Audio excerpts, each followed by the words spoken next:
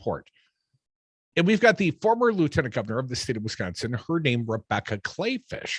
And her name's going to be pertinent because she's going to run for governor soon. All indications are, right?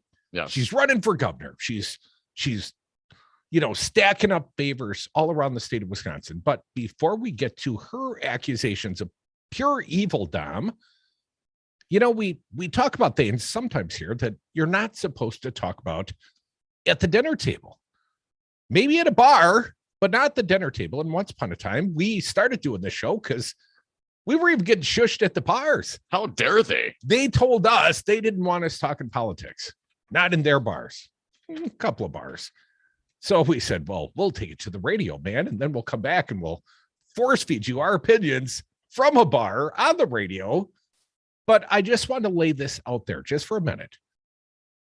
If I can be accused of being someone gruesome, ghoulish, if you will, because I'm going to bring to your attention the number of recent, just in the last week, Republicans, conservative talk radio hosts, anti-vaxxers, anti-maskers that have died. Just a short, in a bridge list, Tom. I had notes to myself here. Can't even get the cyber ninja report out of Arizona, Maricopa County. Why? Because they got the COVID, right?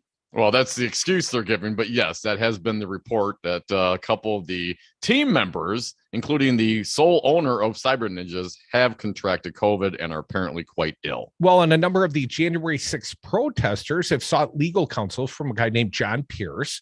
John Pierce also represented Kyle Rittenhouse. And John Pierce apparently unable to properly represent clients at this time because he's also intubated on a ventilator. I would also note John Pierce was in the state of Wisconsin at a GOP event last year where Kyle Rittenhouse's mother received a standing ovation. And I believe, and I haven't verified this, that former Lieutenant Governor Clayfish was also at that event. Curious to know if she also stood up and gave the mother a standing ovation. Well, Dominic, there was a South Carolina county level Republican. His name Presley Strutz. He was 64. He died last Thursday of COVID-19. Pardon me. Scott Apley, 45. He was a COVID mocker. In fact, his last posting on social media, apparently July 30th, when he was mocking the COVID. And 2 days later, he was admitted and he died the first week of August. He's now dead. He was an anti-masker, anti-vaxxer. There's Phil Valentine. We talked about him on the show. Dom, 61, died of COVID. Let's call him a vaccine skeptic. Yeah, he was a conservative radio show host. He was a syndicated conservative radio show host. He, had multiple outlets. And he was out there telling people, don't get vaccinated. And then he died of COVID-19. And then there was Dick Farrell, Dom, also an anti-vaxxer conservative host. Well, he hosted a radio show in Florida, but also had a prestigious job over at Newsmax. He died of COVID. He was 65, called Fauci a lying freak. He also has died here in the month of August. There's Jimmy DeYoung and his radio show, The Prophecy Today, more of a Christian broadcaster than a strictly conservative political broadcaster. He died last week. Went out railing about government control and vaccines, Tom. So this attitude they take.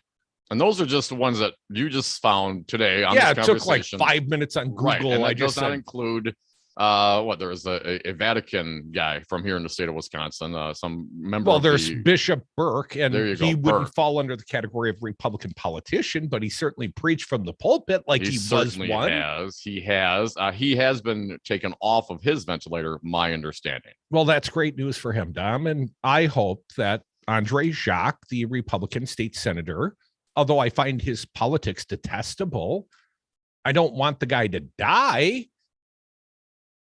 But there is a track record here, and they're starting to establish a track record. And a trend, certainly. This is beyond karma, right? Maybe you picked the wrong side on this issue. You picked the side of death. You picked the angel of death. I mean, and these Republicans, we're supposed to feel sympathy and empathy for them. And of course, to their respective families, this was absolutely a tragedy. but it was completely avoidable in every single case, as near as I can tell. Not a single one of the people I've just listed down, not a single one of them vaccinated. In fact, they all railed against vaccinations. Right. Each and every one not said, only don't wear a not mask. vaccinated, right. And it's tyranny. Actively promoting a lifestyle choice, a public health choice that would be detrimental to them and has proved to be so. And yes, I feel for the families, man. And Andre Jacques got a young family, young kids, just had a baby recently. One of the things he said was, he's feeling a little fatigued because, he got this newborn. That's terrible. That's tragic. And I can totally understand the feeling of loss that some of those folks have. And again, we wish Andre Jacques the best. We hope he heals. And I hope that he gets out of this and changes his mind on this public health issue. And maybe a few lifestyle choices. Maybe. And perhaps join a different political party. Maybe a come to Jesus moment. Come back with us. We are the Devil's Advocates. Going to have some uncomfortable conversations. You might feel a little uncomfortable today. Maybe just predicting 844-967-2789. Here's the great news. Now, when we come back, we've got a recommendation from a U.S. Senator. Oh, take all the drugs. All the drugs. All the drugs. All the drugs. We'll do just that when we come back. More Devil's Advocates.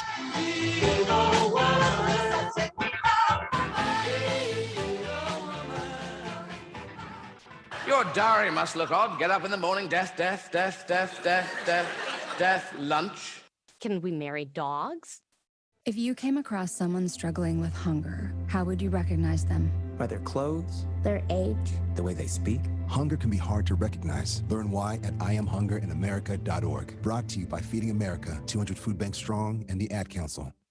600,000 Wisconsin families are receiving checks to help take care of their kids thanks to the expanded child tax credit passed by Joe Biden and congressional Democrats. Ron Johnson voted against these checks for Wisconsin families, despite voting for a 2017 tax break that put more money into the pockets of millionaires like himself. It's time to vote Ron Johnson out of office. MoveOn.org political action, paid for and is responsible for the content of this advertising. Poll.moveon.org, not authorized by any candidate or candidates committee.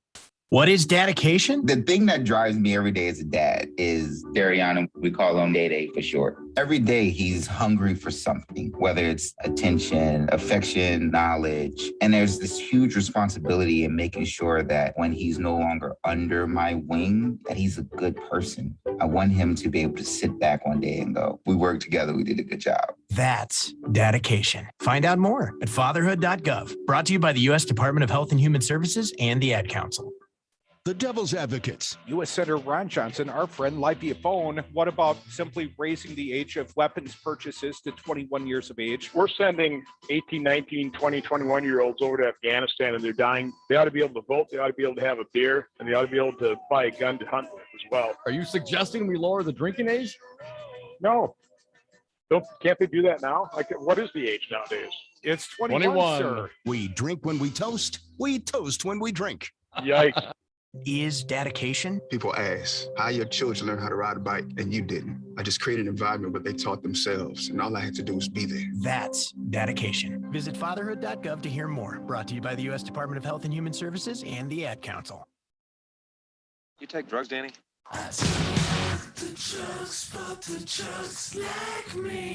The Devil's Advocates.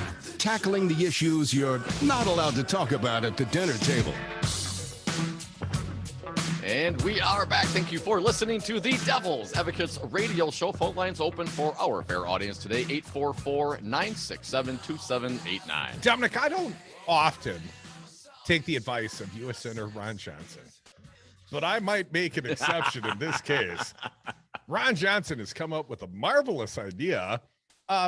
Sort of. We've got some sound of Ron Johnson Roadshow, as he's affectionately known here in this. Pardon me, hence the need for the Tums. But Ron Johnson, or Roadshow, as he's affectionately known around here, Dom, made a couple statements about taking drugs. I'm going to let you take it from here. What did he say? Well, we have some of the sound crew. Let's just get to it because it is the senator from the great state of Wisconsin. Brian, you did all of the hard work today. Do we have some of the sound from Rojo? Cut number 1. I believe this is the Bold and Blunt podcast. He's not invited around here anymore, so he's got to go on the interwebs. Here is what the senator had to say, if you would, Brian. Well, they're doing far more than dismissing me. They're attacking me. I mean, the day that they responded to, well, that they approved this and responded to my letter, I did get a response. It's pretty much bureaucrat mumbo jumbo. They also issued an advisory against animal ivermectin for human use. Well, of course.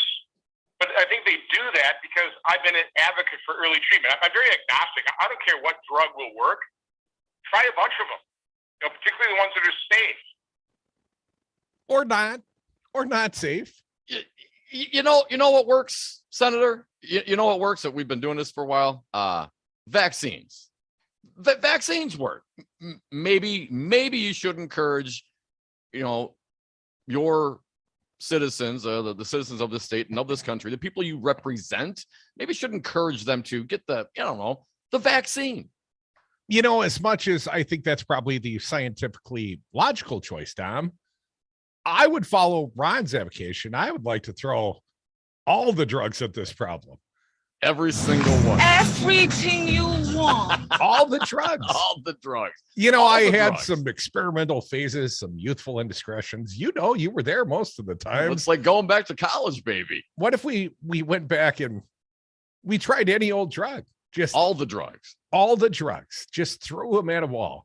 What was I advocating for last night? I realized I had a few too many cocktails, Tom. It was great. It's crack. It gets you. Yeah. Crack. What about smoking crack? Ron, will that do it? That's one of the many, many drugs. I don't care what drug will work. Try a bunch of them. And this is also the same U.S. senator who shepherded through the right to try legislation.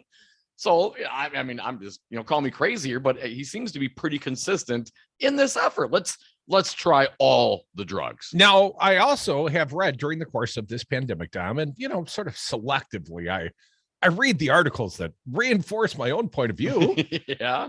And one of them, at least one of them that I read during the course of the pandemic, talked about the possibility of sort of pre-treating your lungs with marijuana. Oh, yes. Smoking cannabis. I Marijuana is not a drug.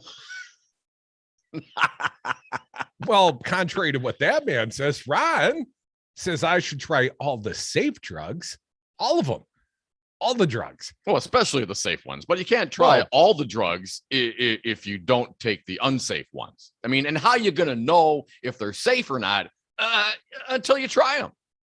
Well, Dominic, we have established marijuana cannabis consumption. That's safe. So I'm trying that. I'm going to try I'm going to go the pre-treatment route. Yes. I'm just pre-treating my lungs. So they're always in a perpetual state of, cannabis cough. If I got on my soapbox and encouraged everyone, because it's my belief that, I smoke cannabis and I have not contracted COVID, therefore cannabis, we'll keep COVID away, right? Like hydroxychloroquine or whatever this other horse drug is. Would I lose any credibility with people if I just said, you know what, folks, smoke weed every day, and the chances of you getting the COVID is greatly reduced? I have no proof of that, but just what I feel. It's what I think, and I have my own evidence because I have not yet caught COVID and I smoke cannabis. Yeah, but you should have seen some of the suspicious looks I was getting last night when I was advocating for crack smoking. Yeah. People were looking at me like I was Rojo. They were looking at you like it's crack. It gets you really.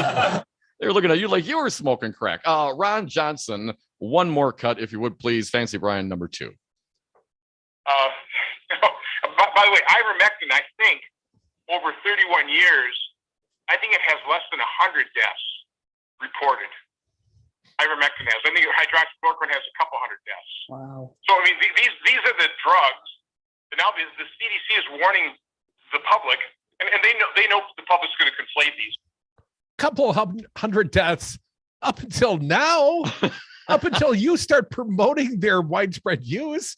And just because you mean human ivermectin doesn't mean that every constituent that hears the sound of your voice, Rojo, understands that, because there's been what? A rash of sheep and horse paste use. You They know what don't all doesn't get it. You know what doesn't kill anybody? Smoking weed. Cannabis. Never killed anybody. You can't OD on cannabis. You can get really high, but you're not going to die. Well, since our U.S. Senator, yours and mine and many of the listeners here, and, if you want to adopt Rojo as your senator, senator of convenience in this moment, Tom, because my senator says I should be able to try all the drugs. All the drugs. All the drugs. So that crack in my glove box and the shrooms and that brown acid, So easy. Sure you want to take that? I heard it was bad. The brown acid.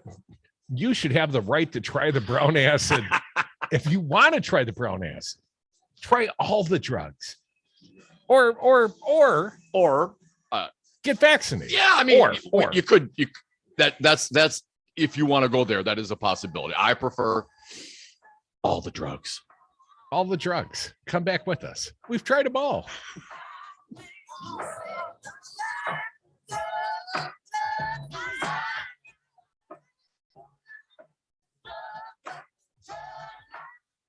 I worry what you just heard was. I don't care what drug will work. Try a bunch of them. What I said was. I don't care what drug will work. Try a bunch of them. Marijuana is not a drug. Man, this is some bullshit. You know what? I'll tell you something. There's nothing better than a hot sausage, couple 2-3 cold beers, and Devil Radio on the box. Hi, this is Brad from Zero Res. If you need someone to help with your carpet cleaning, business or residence, please give us a call. We have the best system available and an amazing team of friendly technicians. Call us at 848-9000 or schedule online at zeroresmadison.com. I've already guaranteed this will be my last term. I'm doing this because I want to solve these problems. Was it problem solving when you blocked COVID relief or when you downplayed the insurrection? I want to do it because I'm so concerned about the direction of this country. I've got something to offer. Like becoming a hydroxychloroquine salesman? I'll go home, smile on my face, realizing I'd left it all on the field. You must be exhausted. 6 years from now, I'll for sure be going home. We'll hold you to your word, Senator. Go home. This message was paid for by the People for People Corporation. Donate online at p4ppc.org. Hey, it's Pizza Box Mike. I've got a show outside the Pizza Box. Be sure to listen on Saturdays at noon on Devil Radio. There is a reason why they won't let me on Facebook anymore. I'm Ed Donahue with an AP News Minute. Secretary of State Antony Blinken says the deadline may be to get out of Afghanistan by Tuesday, but there is no deadline on our work to help any remaining American citizens who decide they want to leave to do so, along with the many Afghans who have stood by us over these many years and want to leave and have been unable to do so. At the State Department today, Blinken says the work to get people out of Afghanistan and the Kabul airport is moving quickly. Since August 14th, we've evacuated at least 4,500 U.S. citizens and likely more. More than 500 of those Americans were evacuated in just the last day alone. Blinken says there are about 1,500 Americans still in Afghanistan. His count comes after days of pressing for official estimates on how many Americans remain to be safely gotten out of the country ahead of the planned U.S. troop withdrawal. I'm Ed Donahue. Are you stuck in a timeshare and tired of the mortgage payments or never-ending maintenance fees? Were you misled or want out? The Titan Exit Group can legally and permanently terminate your timeshare. Get a free consultation and information that shows you how.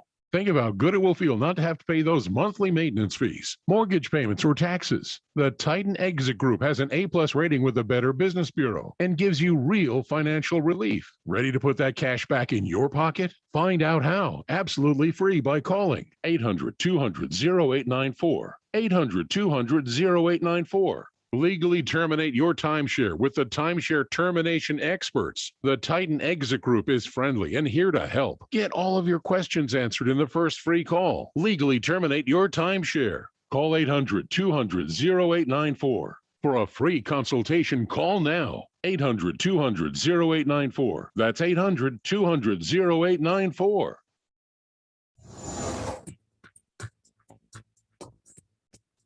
For Devil Radio 92.7 FM and WTTN 1580 AM, I'm Luke Mathers with your headlines. On Tuesday, the Wisconsin Department of Health Services reported 2,170 new cases of COVID-19 in the state, the highest single-day total since January. With 1 week remaining in the month of August, Wisconsin has already reported more than triple the number of COVID-19 cases the state reported for all of July. Yesterday's new cases raised the rolling 7-day average to 1,369. The Madison School Board is set to discuss a COVID-19 vaccine requirement for teachers and other district staff at Monday evening's board meeting, right before students are expected to return to classrooms.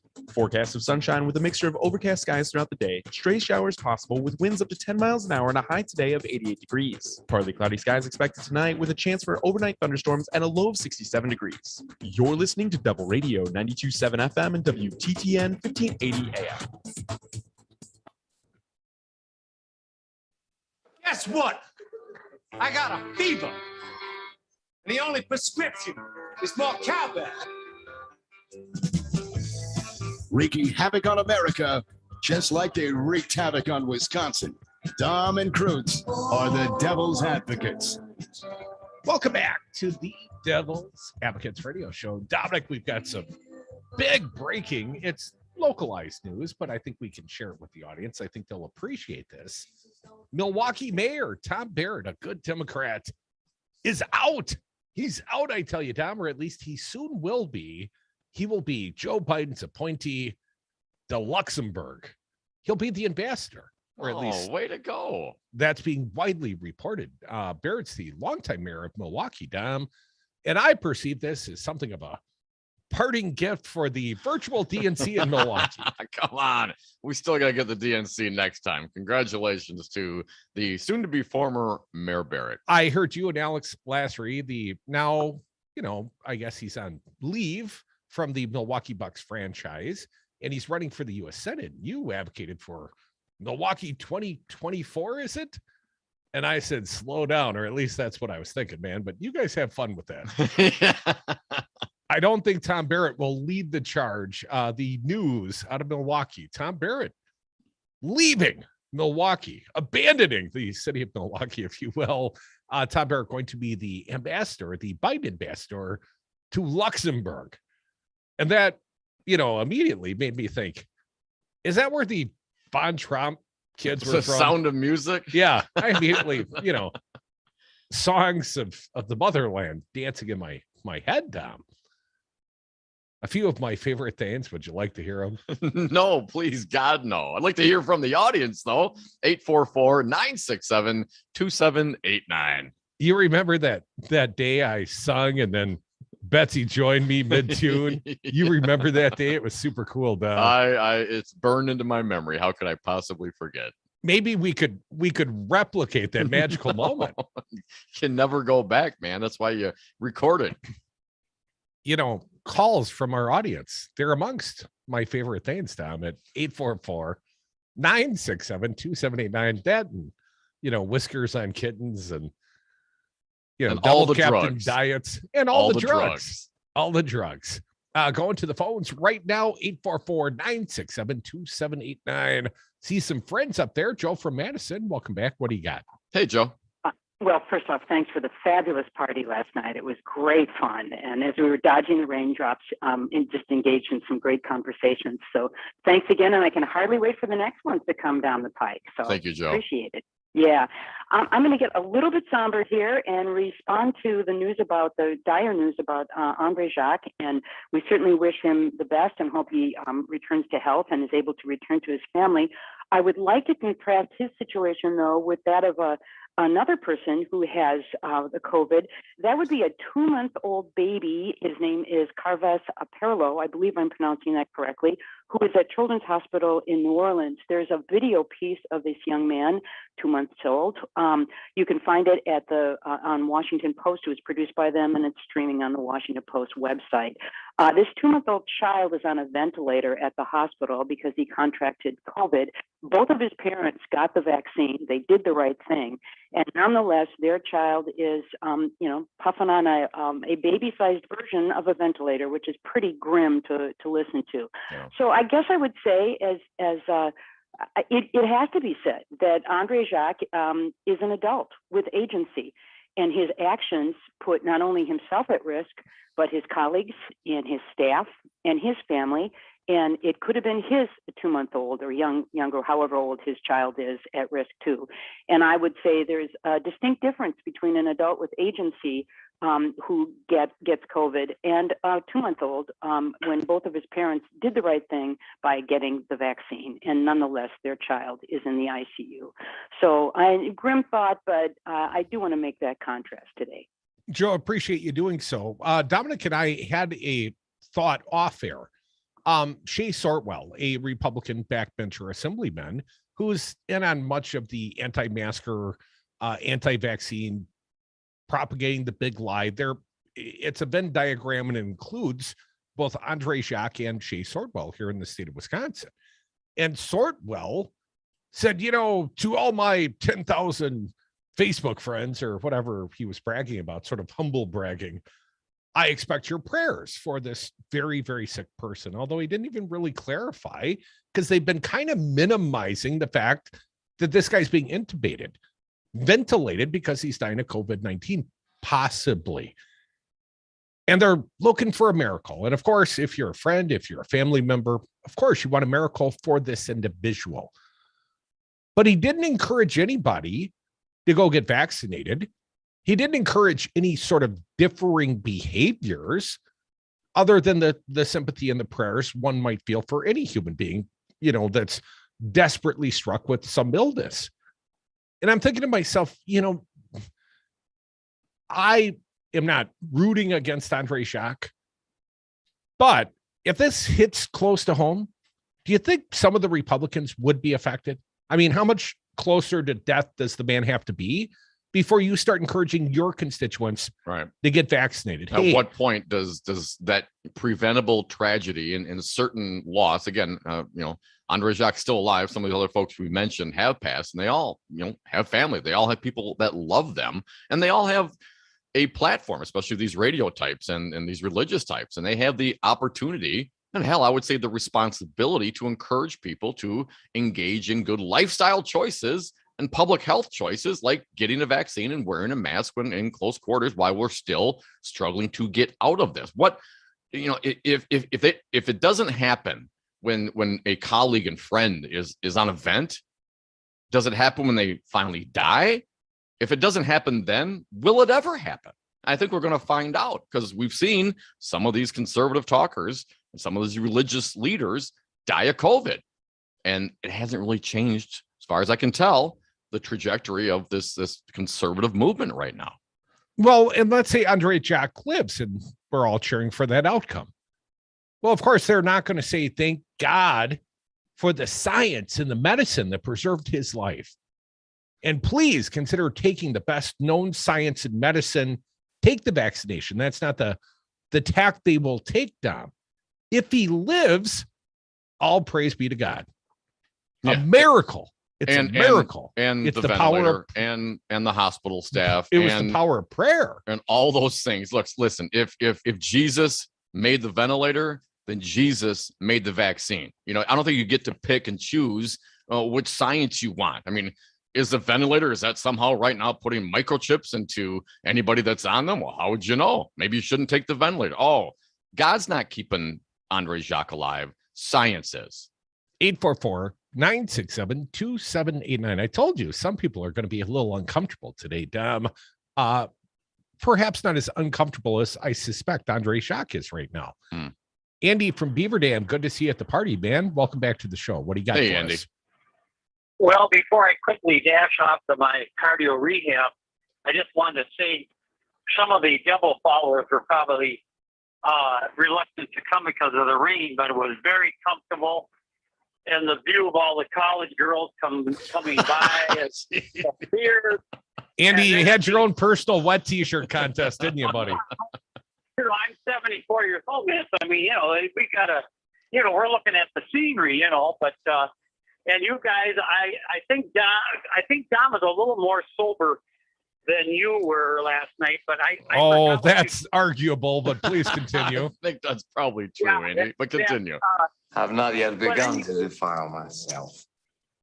There you go. But no, Crudy was fine anyway, hell, and I assume you guys took the Jeep back to Crudy's and No, just left the Jeep overnight, got a ticket, took a $30 cab ride home, which was probably the smart and sound thing to do. But I would have felt safer if my Jeep had spent the night in the impound lot. I think so. Because, but I don't know. There isn't much vandalism on State Street, is there? I don't know. No, nothing but the finest of people on both sides. Andy, appreciate your call. We're going to keep moving down the phones at 844-967-2789. Who's next, Tom? Let's hit Pizza Box. You will be next, my friend. Welcome. What do you got for us today? Here's what I think about thoughts and prayers. A little less prayer and a lot more thought. Huh? Makes sense, doesn't it? We got to kind of switch things around, reverse things to correct it. How so, Michael? Clarify your point, please, sir. There's nothing wrong with praying, but, praying isn't better than doing nothing. It is doing nothing.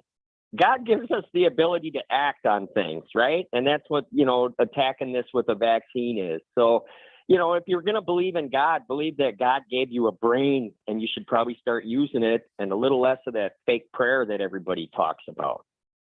Well, Pizza Box, I often feel blessed in life. I feel like someone's looking out for me, man, because too many good things happen to this guy. I know I don't deserve all the good that's befallen me in life. But Pizza Box, I'm also running my ass off out here in life. I'm not waiting for God to lift me up. I just pray that he doesn't let me fall down too far. Listen, we all get knocked down in life. It's up to us to get back up. Yeah, you can believe in some higher force out there. There must be, right? Because this world is so damn awful. There better be something on the other side. Or like I said, there'll be the second coming of Pizza Box Mike. You better watch out. Yeah. He will be a vengeful God, I fear. Yeah. Appreciate your Stay call. Puft Marshmallow, man. Thank you, Pizza Box. Appreciate it, man. 844-967-2789. It's our vaccine hesitant buddy Steve from Delafield. Steve, have we persuaded you, man? You don't want to end up like Andre Jacques on a ventilator, right? Get the shot. Well, I don't know. I think. Go ahead. Your thoughts. Well, I think I'm going to live a long, long life, Cruz. We all think that till we die. Well, I'm one of those healthy Germans, But the reason I'm calling is that I want to talk about Tom Barrett's new job. Sure. And I went to yes. So I went to. Do you feel song in your heart right now, Steve? Do you feel like you should sing something from the Sound of Music musical? Well, I went to Catholic grade school with Tom Barrett at St. Sebastian's Catholic grade school back in the 1960s. And we got Tom started in politics. We always elected him class president because, he was like over 6 feet tall and he had flaming red hair. But, he's got a personality. That guy is just a really wonderful person, and he really loved the city of Milwaukee.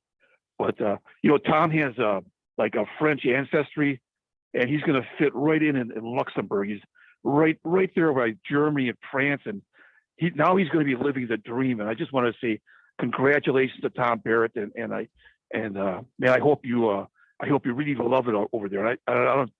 It's just I'm really happy for him. Steve, how was he in school choir, Mayor Barrett, when he was a young man? Did he sing aloud in the school musicals? Was he a good singer? Do you recall? Well, I was in the school choir for I was a couple of times, but I can't remember Tom being in there, But yeah, he's just I'm just really happy for him that this is he's got a one long career in politics and. Yeah. Steve, I'm sure Mayor Barrett would appreciate your kind words, and I'm sure he would want you, my friend, to get a vaccine, man. If Tom calls you up and asks you to get the vaccine, will you get it done then, man? Well, I don't know. I'm just, I call up that number that nurse from Eureka, California, Carol, and she wanted me to call up that nurse about that government. Yep. Number for the liability thing we talked about. Yes. So that's just a it's a government program that covers lost wages and uncovered medical bills due to injury from the COVID vaccine. So that's how much more coverage you need, Steve. He wants to get paid, man. Come on, man. Don't do thoughts and prayers. Do thinking, proactive thinking. I mean, we wouldn't steer you wrong, man. You listen every day. You can't be against both Dom and Crute and Fancy Brian. It doesn't work that way. Or you could take the Senator Johnson route and, Steve, try all the drugs. All the drugs. That's your other choice. I'd go with that one.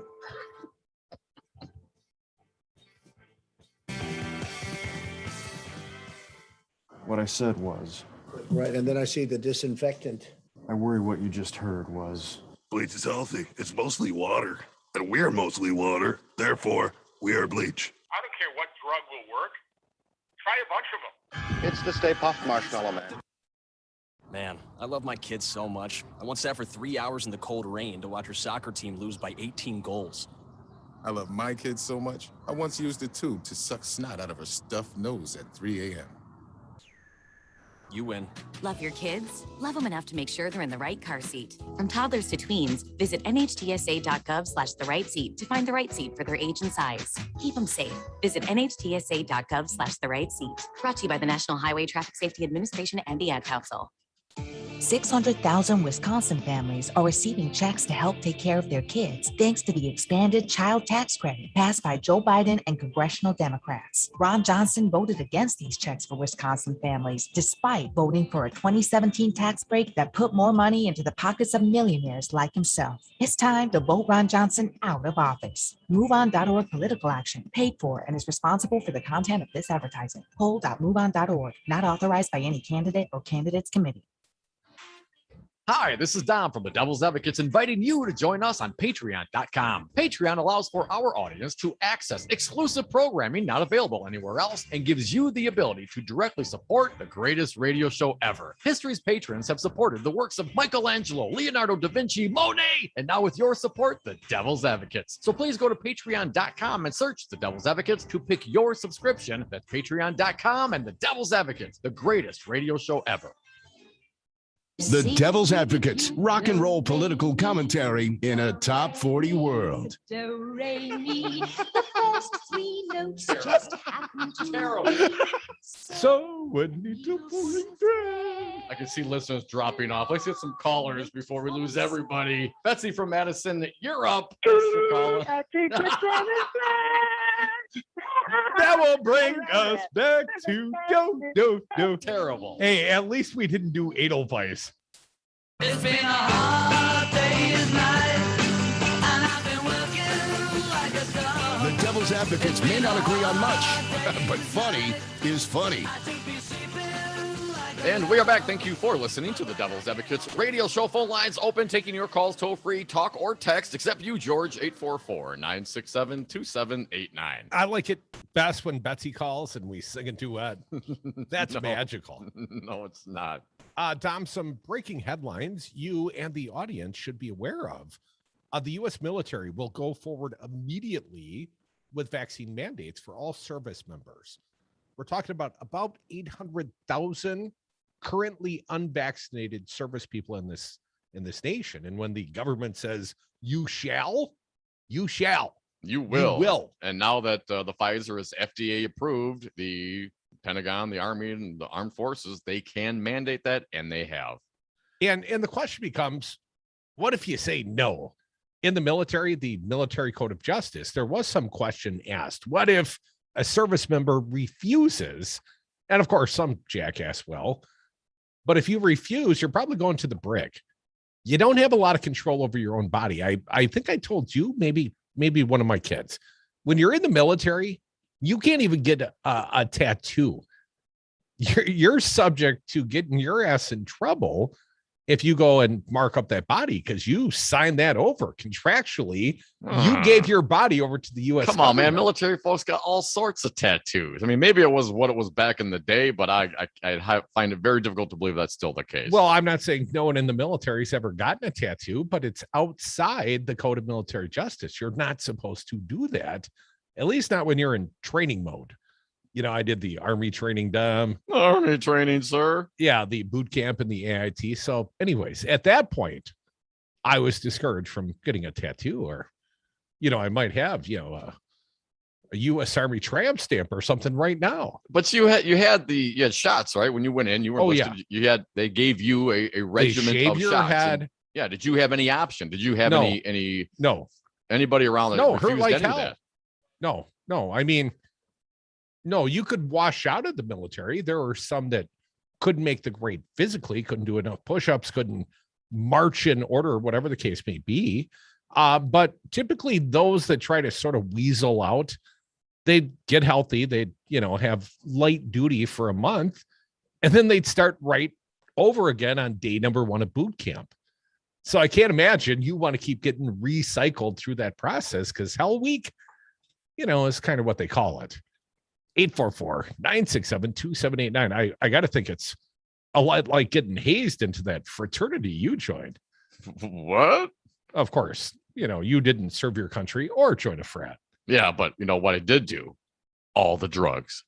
You did. 844-967-2789. Our pal Mark saw you last night. Thanks for coming around, man. What do you got for us today? Hey, Mark. Thanks. Good to see you guys last night. And Steve, get the shot. Wear the mask. Get the shot. Get the shot, man. Just get the shot, dude. We love you, man. We don't want to lose you. And you may be really healthy right now with this disease. Takes out really healthy people, in a heartbeat sometimes. The one story that got me that I saw is the AG over in South Dakota that hit that guy and did the old hit and run thing. Yeah. He's getting charged with a misdemeanor. For the love of God, a misdemeanor. You kill somebody, and he hasn't even resigned yet. I mean, what the explicitive is that? What is that? I mean, that it is just ridiculous. What is going on where you are you connected, then you can get away with that kind of thing? Is that what it is? That's all I can think is that's what it is. Well, he is pleading down. So obviously there was the opportunity to charge him with a larger crime. He's taking a plea deal. I mean, the guy's probably a first offender, I would suspect. I'm not saying it's justice, but he could face up to a $500 fine and 30 days in jail. And he ran a pedestrian over, right? And what the allegation said? He said he thought he hit a deer and he was distracted. He veered onto the shoulder and killed 55-year-old man, Joseph Bever. And he didn't stop. And the allegations, my understanding was that he could have been intoxicated or in other way inebriated, right, Mark? Yes, that's my understanding as well. And they didn't even want to delve into that. I don't think. I think that the guy's considering he hasn't ruled out running again. I mean, it is just beyond me how I can't see any justice there, because I know of somebody who ran a stop sign and hit a van, and one of the people in the van was killed and that was the person who was not wearing a seatbelt, and she was charged with a felony and spent time in jail. And she wasn't intoxicated or anything like that, or inebriated or distracted. She just had an accident, and they managed to charge her with a felony here in the state of Wisconsin, and not charge this guy with a felony. Well, it's not the charge. Again, it's the pleading. This guy's name is Ravensborg. Here's the interesting part, as I understand the reporting originally at Vanity Fair. The AG, again, of South Dakota, who's pled down to a misdemeanor, apparently, unlocked his phone minutes before the crash and clicked on a right-wing website's headline about an expose into the secret world of Joe Biden and his family's relationship to China and the sinister business deals that enrich them at American expense. So he was reading an article about Joe Biden, something sinister, it seems, Tom. The widow of Joseph Boever, the man who was killed at age 55, pardon me, has indicated that she plans to file a wrongful death lawsuit against the attorney general. Well, that would seem appropriate. Ravensborg's attorneys filed a motion last month alleging that a pattern of alcoholism and prescription drug abuse by Bever led at least one family member, a cousin, to believe that a depressed Bever killed himself by jumping in front of Ravensborg's car. As he read an article about Joe Biden. 844-967-2789. Bob from Minneapolis, you will have the last word this hour. Welcome. What do you got for us? Okay, Bob. Yeah, it's on the Ravensborg thing and the apparently long history of South Dakota attorneys general being kind of wackadoodle criminals. Bill Janklow, he also hit and killed somebody. But so the family member who was bad mouthing his, I think it was a cousin, lives in Florida or something. Hadn't had contact with him in quite some time. And just, I don't know, apparently was called out of the blue by Ravensburg defense people. But here's the thing is that I believe it was the sheriff gave Ravensburg his personal car to get home. And the dead guy's glasses were on the dude's front seat because his head came through the freaking windshield. Wow. And apparently there wasn't, I'm doing air quotes, there wasn't enough evidence to charge him with anything more serious. I swear to God, I'm taking a road trip out west and I am not buying gas in South Dakota. Bob, that's probably a good plan. Never stop in South Dakota if you can avoid it. Come back, more Devil's Advocates.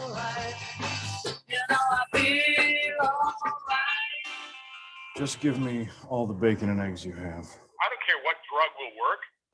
Try a bunch of them. Wait. I worry what you just heard was, give me a lot of bacon and eggs. What I said was, give me all the bacon and eggs. You feeling stressed or anxious, trying to figure out this new world? Maybe just feeling sore after all that summer yard work? You should come try Knuckleheads. With a new location at 520 State Street, Knuckleheads has the best CBD and wellness products Madison has to offer. Come talk to a friendly neighborhood Knucklehead today and see if CBD works for you. You can call the shop at 608-284-0151 or check out the website, knuckleheadcbd.com, with any questions. And I'm Lando Commando, and I'll see you there at our new location, 520 State Street. Chad's Design Build is proud to sponsor the Summer of Love on Devil Radio. We are committed to our community to demand better for each and every person. Doing the right thing isn't necessarily easy or inexpensive, but when we take the time to listen and learn, we can build a better community. Thoughtful remodeling is a lot like building an effective, progressive coalition. It takes patience, intelligence, and love. Experience helps too. Thank you, Joe Biden, and thank you, Devil Radio. On behalf of Chad's Design Build, here's to the Summer of Love. You are listening to WTTN Columbus, W224EG Madison, always streaming at devilradio927.com.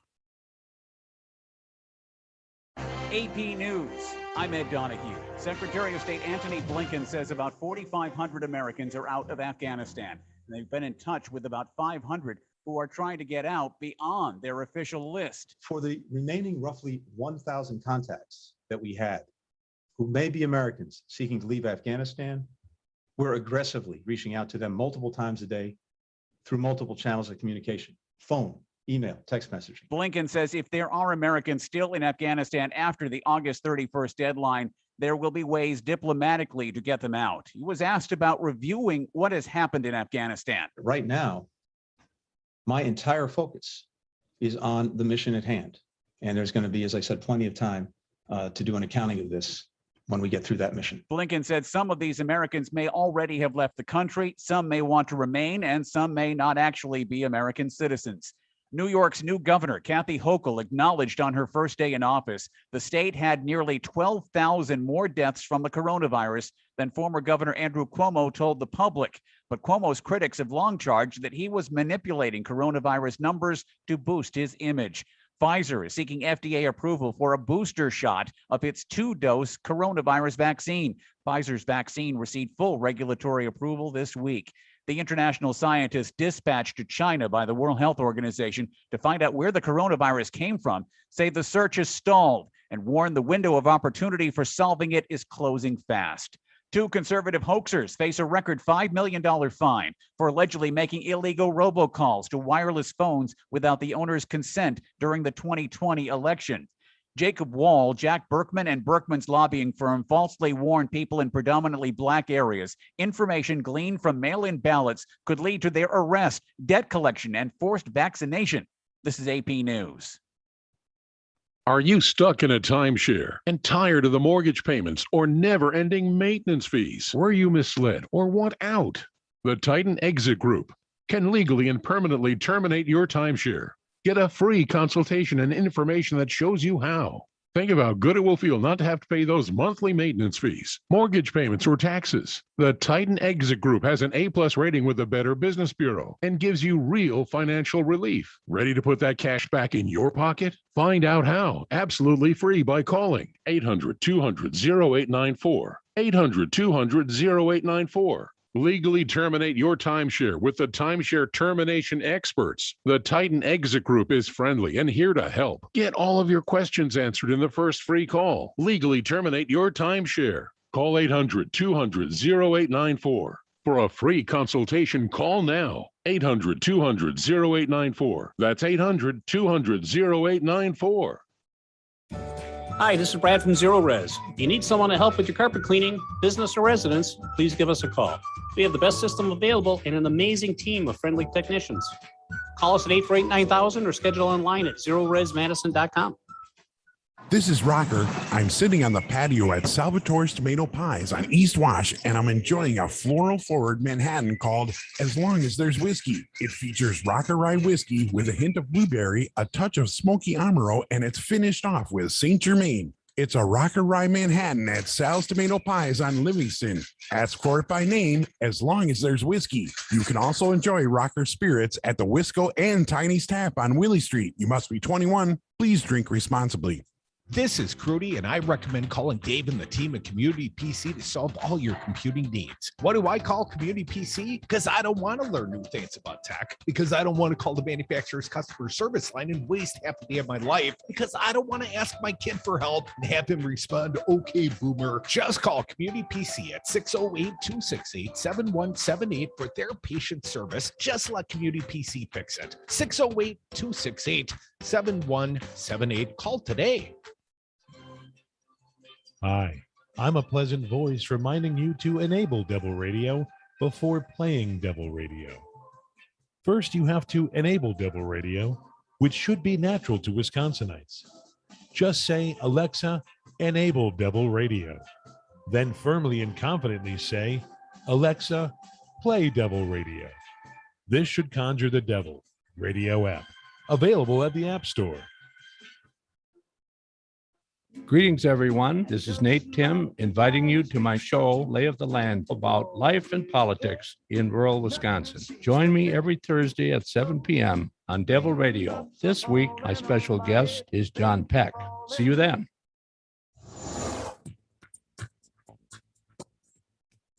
For Devil Radio 92.7 FM and WTTN 1580 AM, I'm Luke Mathers with your headlines. On Tuesday, University of Wisconsin System Interim President Tommy Thompson announced the UW system will not cooperate with a legislative rule made to regulate the ability for campuses to impose COVID-19 mitigation policies. Thompson stated he is not looking to pick a fight with the legislature, but he is not ceding the system's authority to keep the universities open, safe, and healthy. The decision from Thompson will set up a potential legal battle with the legislature, which the interim system president believes the UW system will win. The legislative rule passed earlier this month gave system campuses 30 days to submit COVID-19 policies for approval. The forecast of sunshine with a mixture of overcast skies throughout the day, stray showers possible with winds up to 10 miles an hour and a high today of 88 degrees. Partly cloudy skies expected tonight with a chance for overnight thunderstorms and a low of 67 degrees. You're listening to Devil Radio. Warning, you are about to listen to the greatest radio show ever.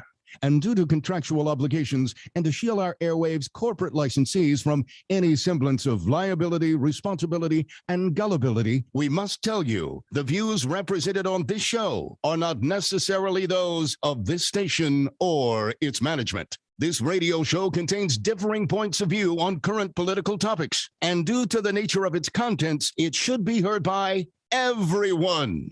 Thank you for listening. 3, 2, 1.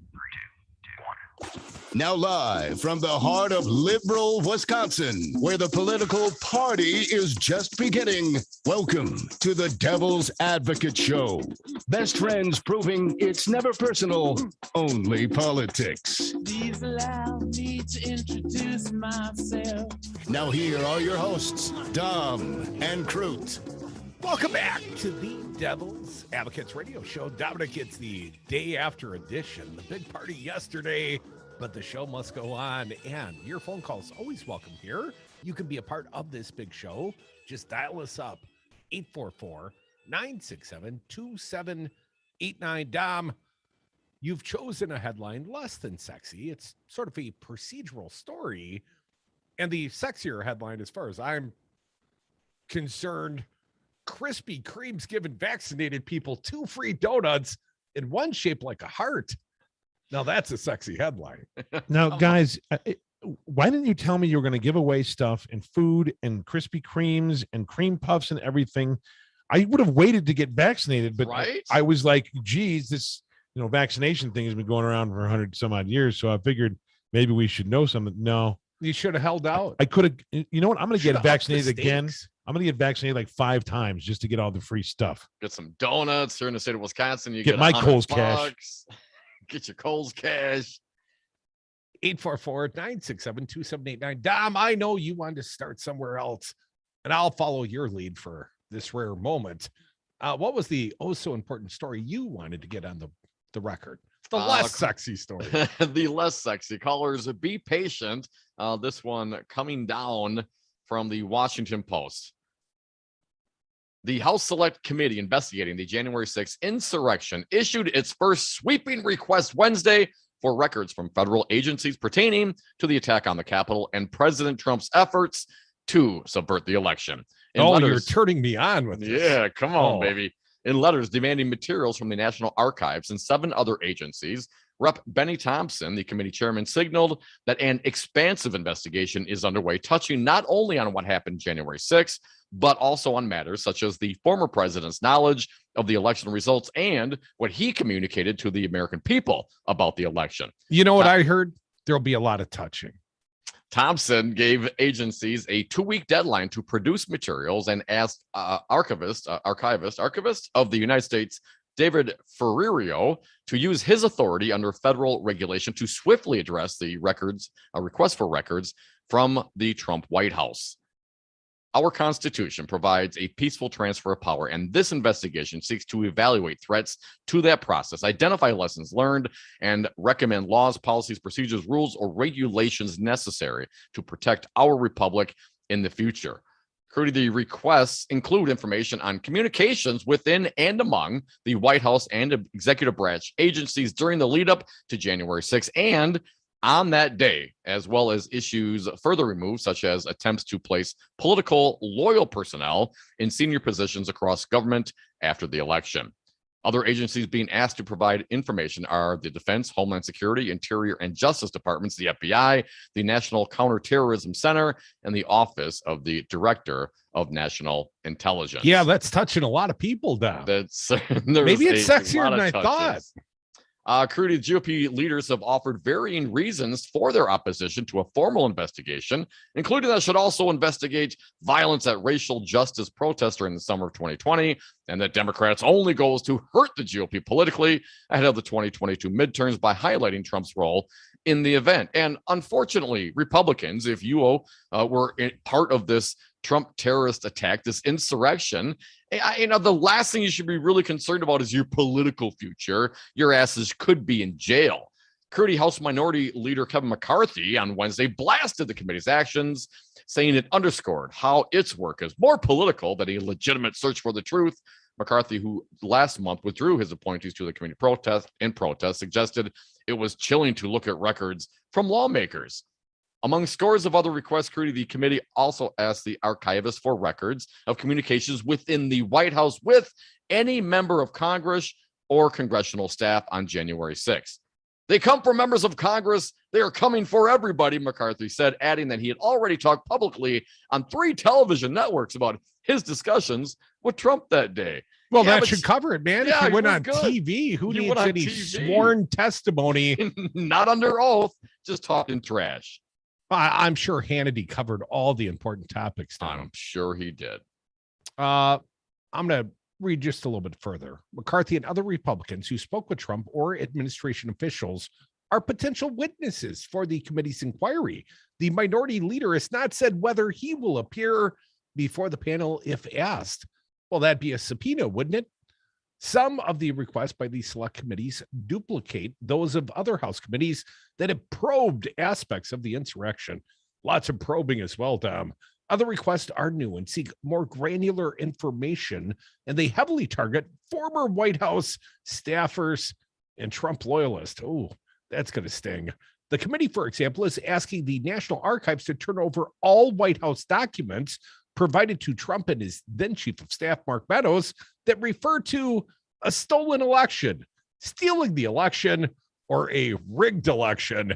The committee is seeking records related to Trump's comment on September 29th that the Proud Boys, a far-right group with a history of violence, stand back and stand by ahead of an election that he had repeatedly claimed could be rife with fraud. Oh, did he say that, Dom?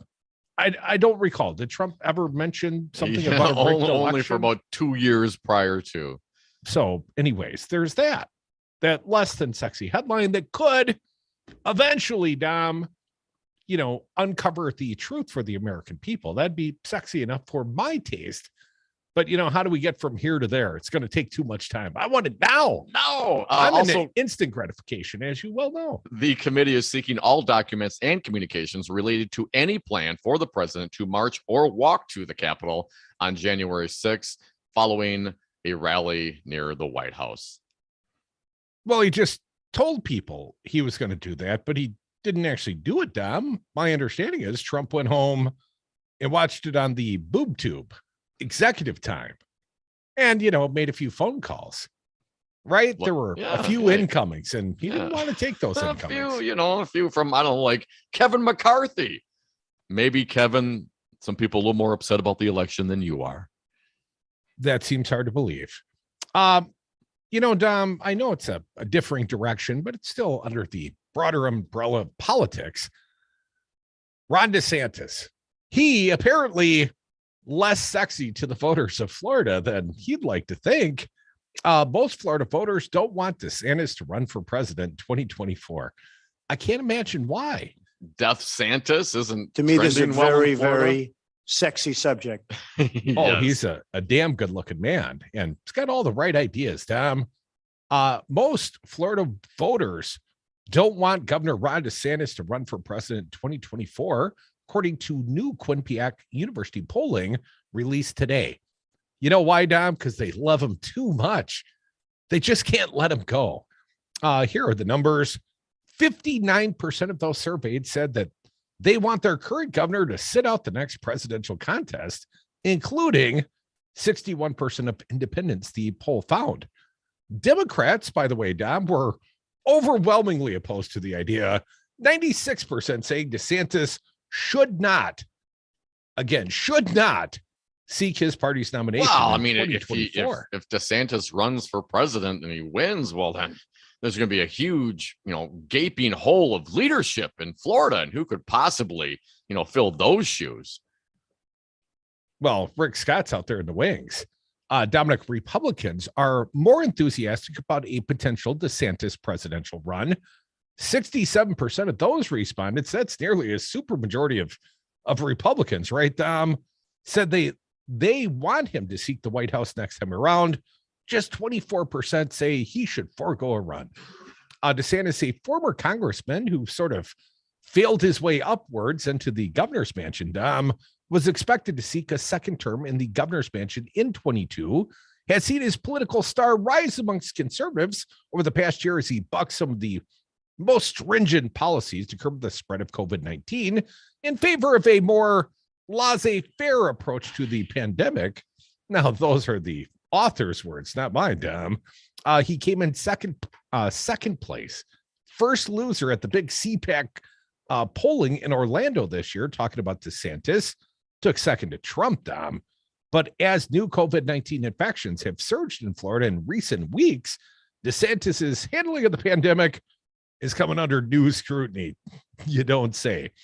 Several school districts in the state have voted to mandate face masks in classrooms in defiance of an executive order from the governor that sought to make face coverings optional. At the same time, a growing number of cruise lines have moved to require vaccinations for most passengers, despite the DeSantis administration's efforts to prevent those mandates. And the pandemic appears to have taken a toll on DeSantis's approval ratings, Tom. According to the new poll, 47% of respondents say they approve of the governor's job performance. Really? 47%? 45% disapprove. He's +2. Your buddy Ron Johnson slid what? -9? 9, yeah. A spread of 9, yes. It was a gap of 9. But DeSantis apparently still above water in his state. Florida voters are largely split on DeSantis's 2022 reelection. 48% say he deserves a second term. 45% saying it's time for somebody new. God, anybody new. So anyways, new Quinnipiac polling out of Florida, Dom. Saw some figures today out of the state of Florida. I believe Florida #1 in the country with new COVID infections. And over the last 72 hours, I think the number was about 62,000 people in the last 72 hours in the state of Florida have been infected with COVID-19. That's a 3-day number, about 20-something thousand a day. Yes. Well, you act like that's a big number, Dom. Apparently not big enough. People in Florida, they love themselves some DeSantis. He gives them the freedom to be jacknuts, because that's what they really want, Tom. Florida, you're man. not telling me to be safe during a pandemic. I've got the freedom to not be safe and jump crocodiles in my Trans Am car. It's super swell.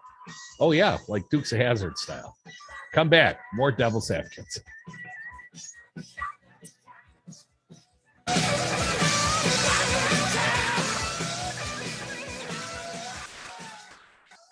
You are one pathetic loser. I find it sexy. Stop touching me all the time.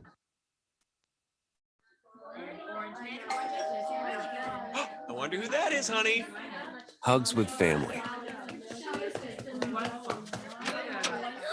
and Grandpa's here. Get over here. Getting back to the moments we miss starts with getting informed. I miss you so much, Grandpa.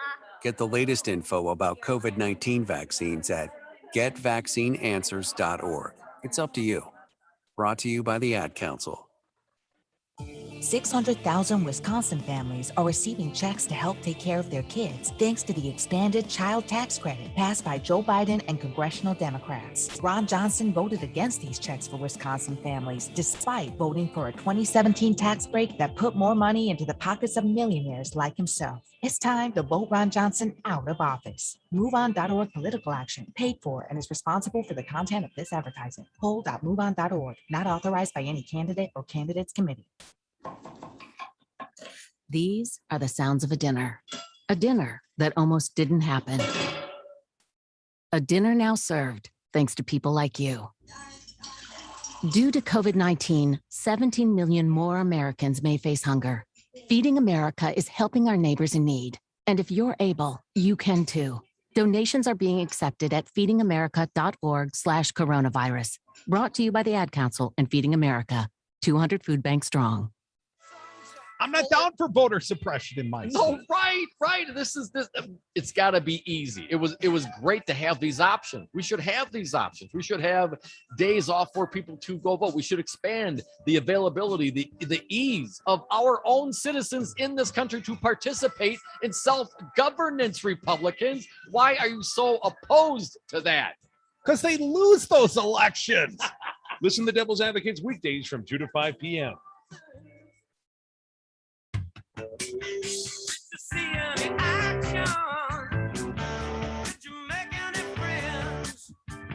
I don't know if you know the Devil's Advocates, but they are kind of a big deal. And we are back. Thank you for listening to the Devil's Advocates radio show. Phone lines are open. Going to them next at 844-967-2789. Julie from Minneapolis, welcome to the Devil's Advocates. What do you got for us? Hi, thanks for taking my call, boys. Certainly. You know, we have our super spreader event starting tomorrow, otherwise known as the Minnesota State Fair.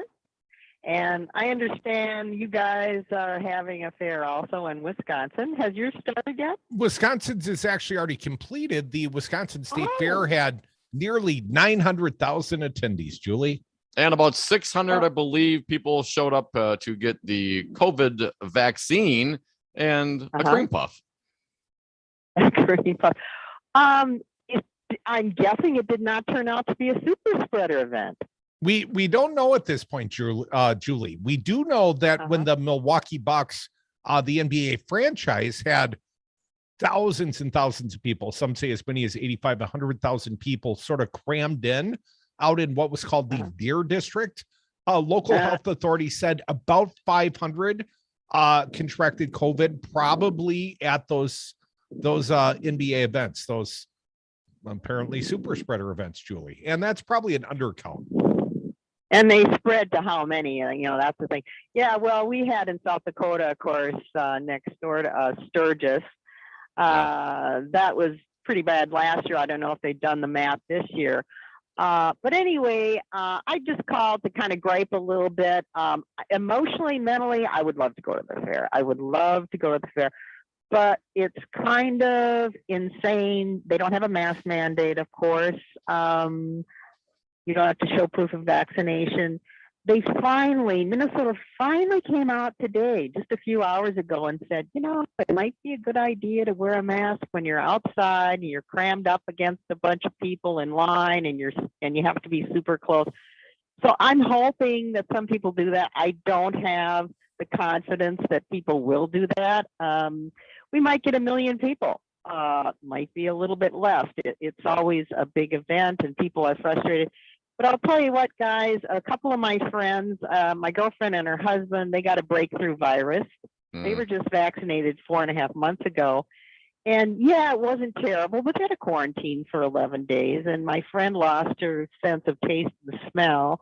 And she's starting to get her sense of taste back, but not her sense of smell. So, you know, it's not fun to even get the breakthrough virus. So I'm hoping that people actually use some common sense, but I'm not real hopeful about that. No, I wouldn't bet on common sense, Julie. It's not so common. Yeah. So I'm kind of mad at Minnesota, though. So anyway, my friends had this breakthrough virus, and my friend was dropping off some groceries for me. We were very conservative. I had a mask on. She had a mask on. We were around each other for literally 60 seconds. And she came down with terrible COVID that day, and her husband also did. And she didn't get symptoms until a few hours after she saw me. But anyway, I called up the Minnesota Department of Health, and they said, well, actually, technically speaking, you were outside and you had a mask on, but it's a low level, but actually you were exposed. So they suggested I get a COVID test, and I did. And luckily enough, I didn't have it. But, if the Minnesota Department of Health was telling me to be careful because I was exposed, I was outside around my friend for 60 seconds, and we both had masks on, you can imagine there's an exposure to our state fair. So I'm just kind of concerned. And of course, no radio stations around here are going to take any phone calls because, it's all about making some money at the fair. Right. We don't have that problem, Julie, although I suspect the health officials that told you 60 seconds of outdoor exposure, wearing a mask, that might have been a overabundance of caution. But, my little buddy Dominic's been wearing, an entire body condom since college. Never be too cautious, right, Tom? A condom? What's that? Thank you for the call, Julie. 844-967-2789. Let's keep going on the phones. PT from the MKE. Welcome. What do you got for us? Hey, PT. Hey, gentlemen. How are you? Awesome. Good. Great show. I got two comments, one regarding Barrett and one regarding the Giants Slayer. Let me throw it out there for anyone that didn't hear the news. Tom Barrett, the mayor of Milwaukee, apparently he's out because he's going to be Joe Biden's Luxembourg ambassador. But please continue, PT. Well, I was just going to say congratulations to Tom Barrett. What a great way to end a public service career. And I tell you, there's a pension problem coming down in Milwaukee that there's going to be thousands of people laid off in Milwaukee, the city of Milwaukee. And this is the time, this is the perfect time for him to get out, you know? But imagine going from Milwaukee, where there's a problem every day, from the streets to the alderman, you know, it just on and on and on. A very stressful job. And going to especially with constituents like you, PT. Right, that's it. Yes. You know, and going to Luxembourg, where, you know, it's a beautiful country where they got their, you know, together. They know what they're doing there. So, you know, what a great opportunity. Congratulations again. PT, now, who do you like as the next mayor of Milwaukee? Will it be you, sir? No. Who do you like, though? No. I have no clue. I mean, I just hope to get someone in there who's competent, not like the current district attorney here in Milwaukee who doesn't know jack crap about being a DA. But anyways, you know. Why are you casting shade on Chisholm? Other than the fact he didn't prosecute Scott Walker on the John Doe. No. This is the city attorney. I forgot his name. Tierman Spencer. Yeah. That joker. Come on, PT. I know your city better than you do. Come back with us. We'll talk about Hometown USA Could Be Yours, featured next. 844-967-2789. Your calls are always welcome here. You could be next. Just dial us up. Except for you, of course, George.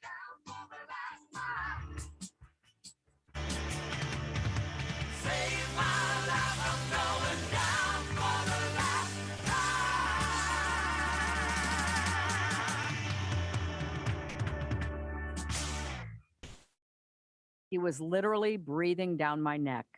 My skin crawled. Has exposed things that didn't need to be exposed.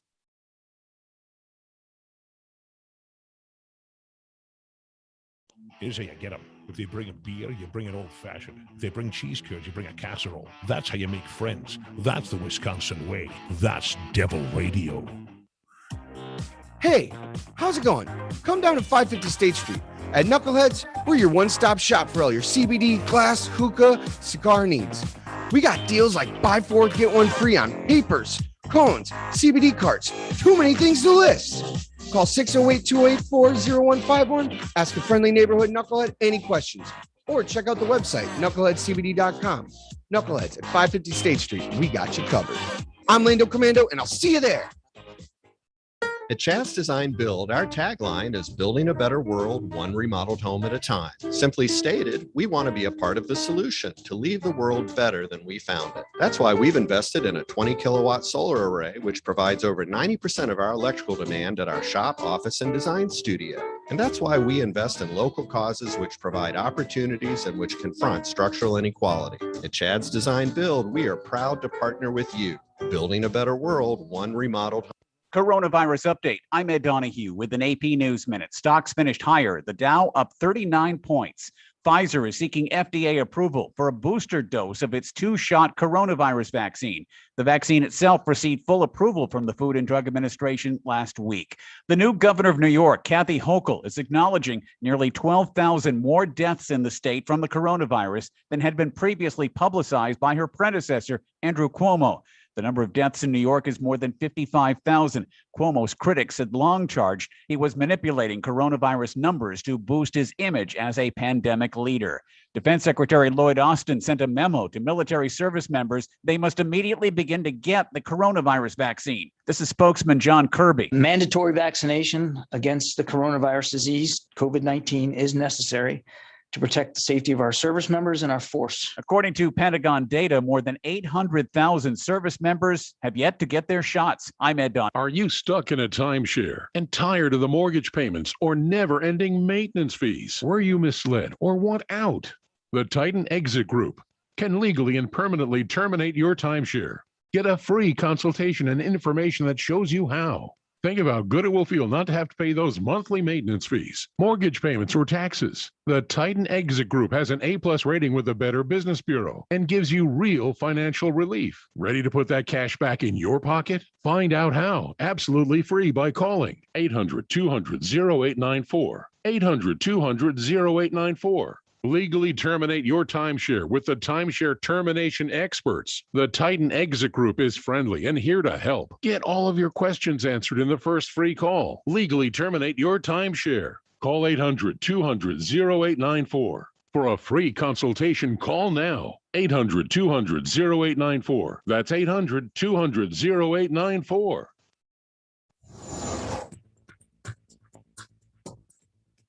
For Devil Radio 92.7 FM and WTTN 1580 AM, I'm Luke Mathers with your headlines. Yesterday, Governor Tony Evers announced 2 grant programs made possible through the American Rescue Plan in an effort to assist communities recovering from the COVID-19 pandemic. The Neighborhood Investment Fund Program and the Healthcare Infrastructure Capital Investment Grant Program will invest $250 million into public services and increase access to healthcare in Wisconsin. An out-of-state hunting advocacy organization is requesting to join the legal battle shaping up in Wisconsin around the Department of Justice suing Frederick Pren for refusing to vacate his seat on the Wisconsin Natural Resources Board. The out-of-state group is represented by the Wisconsin Institute for Law and Liberty. According to the Milwaukee Journal-Sentinel, Republican State Senator Andre Jock was intubated on Monday and is breathing through a ventilator after being hospitalized by COVID-19 last week. You're listening to Devil Radio 92.7 FM and WTTN 1580 AM.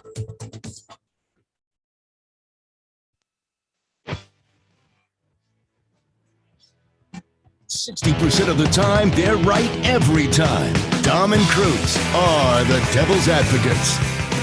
Welcome back to the Devil's Advocates radio show. Dominic, I think we've pushed that stat up to like 62% correct around here.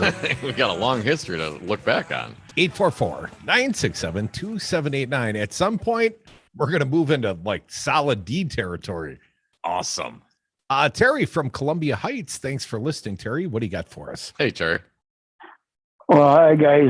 As always, I got to tell you what a great show you got. Best You got on the great radio. taste, Terry, as well. You know what? It's really not us. It's the audience that make us a great show. Well, I'm just calling because I was just listening. I pulled over on the side of the road here in the space so I could call you. I listened to Julie from Minneapolis about the state fair. I work at the state fair, and it does start tomorrow. And we just had our employee meeting last Saturday, and we were told we've got a list of COVID things that we have to look for. We were told if we're vaccinated, we don't have to wear a mask if we don't want to. If you know, and they basically said if you want to, you can. If you don't want to, you don't have to everybody. Now, I want to say something about the state of Minnesota. One way or the other, they're going to get somebody yelling at them. If they mandate wearing masks, you're going to get a ton of people saying you're stepping on my rights, you're violating my rights. And if they Your right to go to the fair? Like Julie, is that a constitutionally protected right to go eat cream puffs and you don't deep fried stuff on a that's not stick, what I sir? said. That's not what I said. What I said is the state of Minnesota gets it either way because people like Julie are complaining because they didn't make a mandate. And Right. if they made a mandate, you'd have people complaining about that. What I'm saying is that you don't have to go to the state fair if you don't want to. And I know I was vaccinated. I'm getting the booster as soon as it can go. I have never been sick with any of this stuff. And I wear my mask. I mean, it's just common sense. And like you said, and like Julie said, there's not too many of people out there right now that have that common sense. But, you know, it's one of those things where you're damned if you do and damned if you don't. Terry, what And I about mean, not just if I may, not just the people that come to the fair, but you know, you got the kids and the families coming in with their cows and the chickens and all the the shows and all those Right. things. If you are at the fair, you bring your animals. Are those that are staying at the fair and bringing their trucks and vehicles? Are those participants required in any way to be vaccinated or masked? What's the status with them other than just the employees? I really have no idea. What I do, I work in the Coliseum for the horse shows. Okay. And I know that our state fair is usually 12 days, but we're working the 26th through the 30th, and then we get the 31st and the 1st of September off because they are cleaning all of the stalls in the barns for the horses, and they're sanitizing them before they start the second half. So instead of working 12 days this year, I'm working 10 days because they got 2 days they're cleaning and sanitizing. And I'm assuming they do this after all of the different classes are done. Terry, in light of the fact that you work in the horse stables, or at least during the course of the fair, you work in the arena, can you hook me up with some ivermectin, sir? Yeah, I hear it's fabulous. No, I don't think so. You know, because Well, we I'm got not a doctor. U.S. I'm not senator even here. He'd pay top dollar, Terry. I'm pretty sure.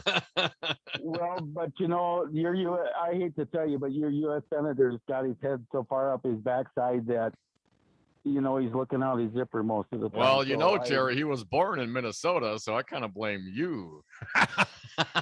Thank you for call, listening, man. Terry. Hope you have a safe and fun Minnesota State Fair. Well, and I get it. And he's right. You know, you're damned if you do and you're damned if you don't. Someone's going to be mad. But I think that ultimately you have to, if you are in charge of some of these kinds of events, I think you have to defer to the public health, man. Yeah, someone's going to be mad. Oh, well, you know, someone's always mad. Yeah, but you're right. Let's defer with an overabundance of caution. It's either, you know, life condoms for everyone, or maybe you give away masks at the front gate of the Minnesota State Fair. Maybe give them a mask. I don't want to wear it. Then you don't want to go to the fair, right? Yeah. You want to see the pigs, the cows, ride the euchre go rounds, you know, you can make it fun, man. Like a cow print mask or a pig print mask, you know, work it up, make it, you know, part of the party. You know, my 17-year-old said it's Good Neighbor Festival in my little hometown, my suburb of Madison here this weekend. He said, you know, Dad, I've been on all those rides before. You know, it's all been done before. Do you really need to go to a state fair? They sort of lost their charm for me a long time ago. When I had to start paying for kids, that's when they lost their charm for me. I mean, because that's some overpriced, you know, deep fried butter on a stick. I'm just saying I could make that at home for a lot cheaper. Oh, you don't have a fryer though, man. And they have the recipe. Yeah. Can you use a hot air fryer on that? Just try all the drugs. 844-967-2789. Dick from Madison, you're up. Welcome, sir. What do you got for us? Dick, I feel fairly confident that you tried all the drugs. Well, yeah, a few.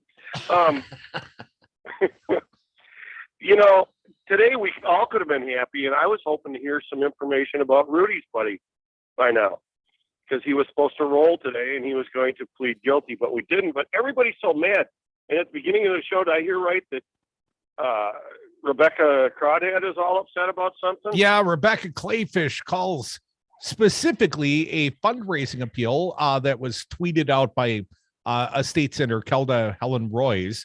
She got all bent out of shape, called it pure evil.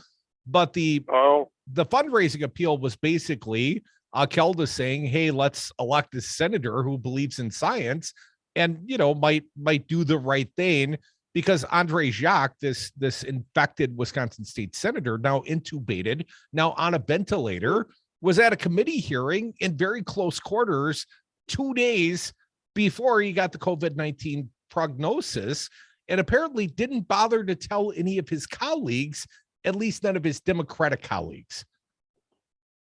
Yeah, that was really nice of him.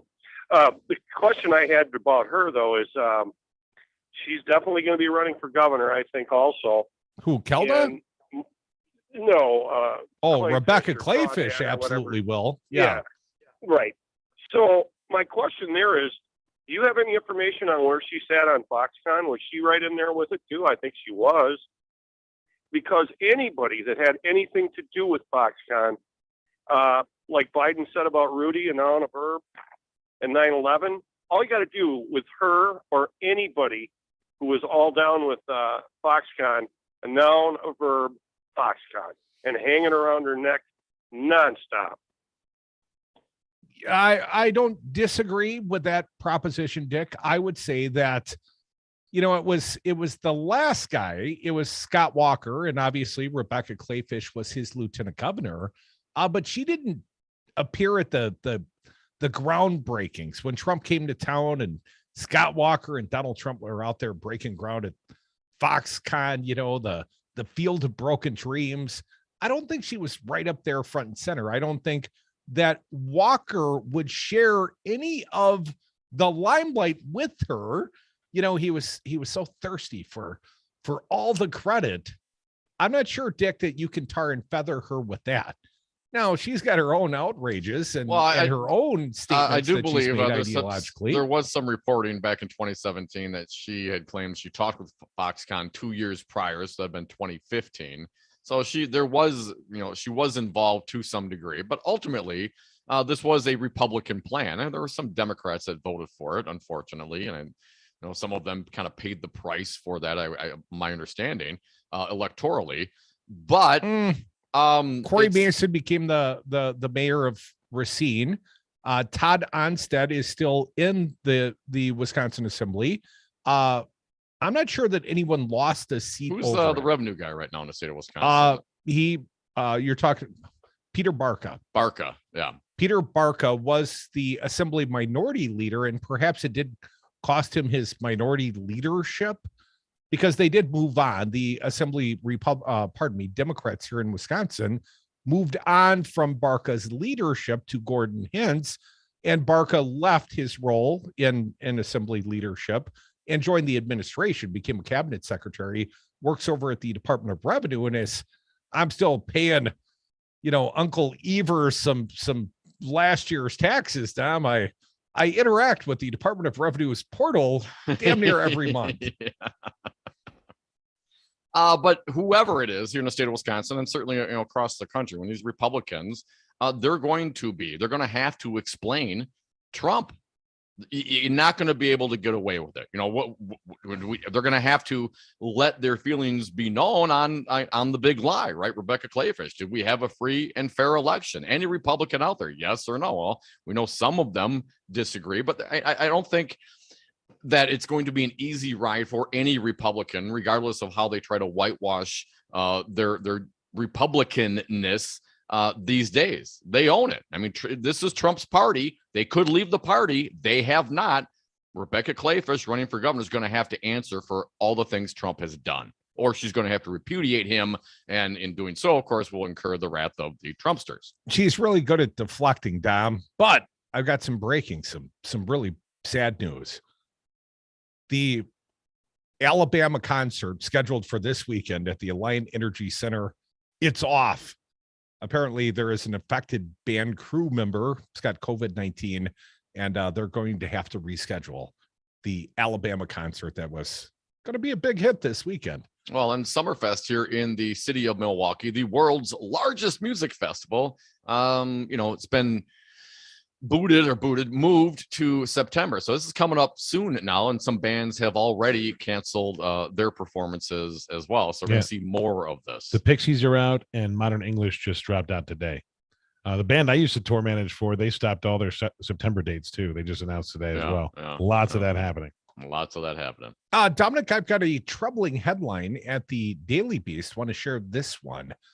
The head doctor at an Arkansas jail has been treating inmates suffering from COVID-19 with ivermectin, a drug commonly used to treat parasites in animals.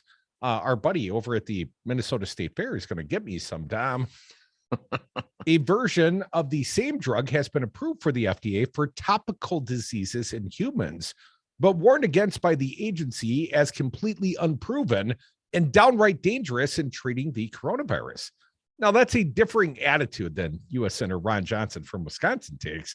He says, take all the drugs, right, Dom? All drugs. Still, the drug has been prematurely and widely hyped by conservative and far-right types. Looking at you, Rojo, some of whom oppose vaccines as a sort of latter-day pandemic miracle drug. As the Daily Beast reported, this recently set off a wave of disturbing prescriptions and even calls to poison control centers, in some cases over people who apparently took the horse-paste version of the drug intended for animals. Ava Madison, a justice of the peace in Washington County, told the Daily Beast she found out about treatments of inmates on Tuesday, which were first reported by the Northwest Arkansas Democratic Gazette. According to Madison, the county employee had been sent to the jail to get a COVID-19 test.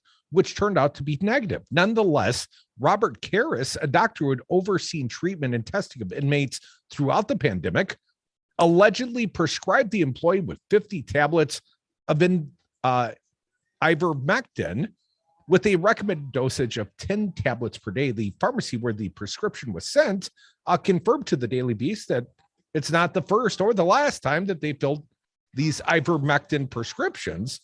Karras did not immediately respond to a request for comment. According to Madison, the county employee instead told his primary care physician about the prescription, and his doctor told him, throw it in the trash. Come back with us. That's not what our U.S. Senator would tell you to do. Take all the drugs. All the drugs, people. You take drugs, all Danny? the drugs every day. Then what's the problem? I don't know. Come back. More Devil's Advocates, more of you on the phones as well. 844-967-2789.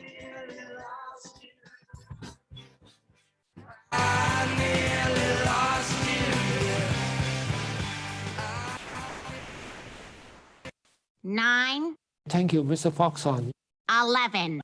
Can we marry dogs? I don't care what drug will work. Try a bunch of them. Taking your kids to their first baseball game.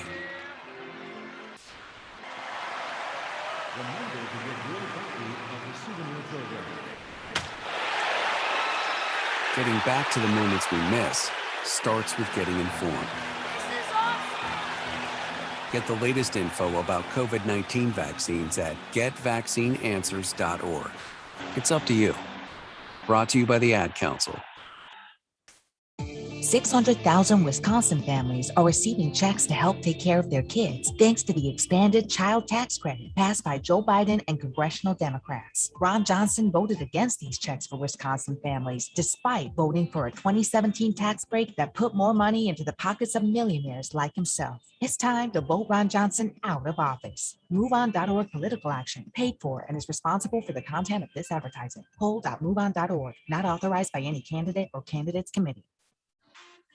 Hi, this is Dom from the Devil's Advocates, inviting you to join us on Patreon.com. Patreon allows for our audience to access exclusive programming not available anywhere else and gives you the ability to directly support the greatest radio show ever. History's patrons have supported the works of Michelangelo, Leonardo da Vinci, Monet, and now with your support, the Devil's Advocates. So please go to Patreon.com and search the Devil's Advocates to pick your subscription. That's Patreon.com and the Devil's Advocates, the greatest radio show ever.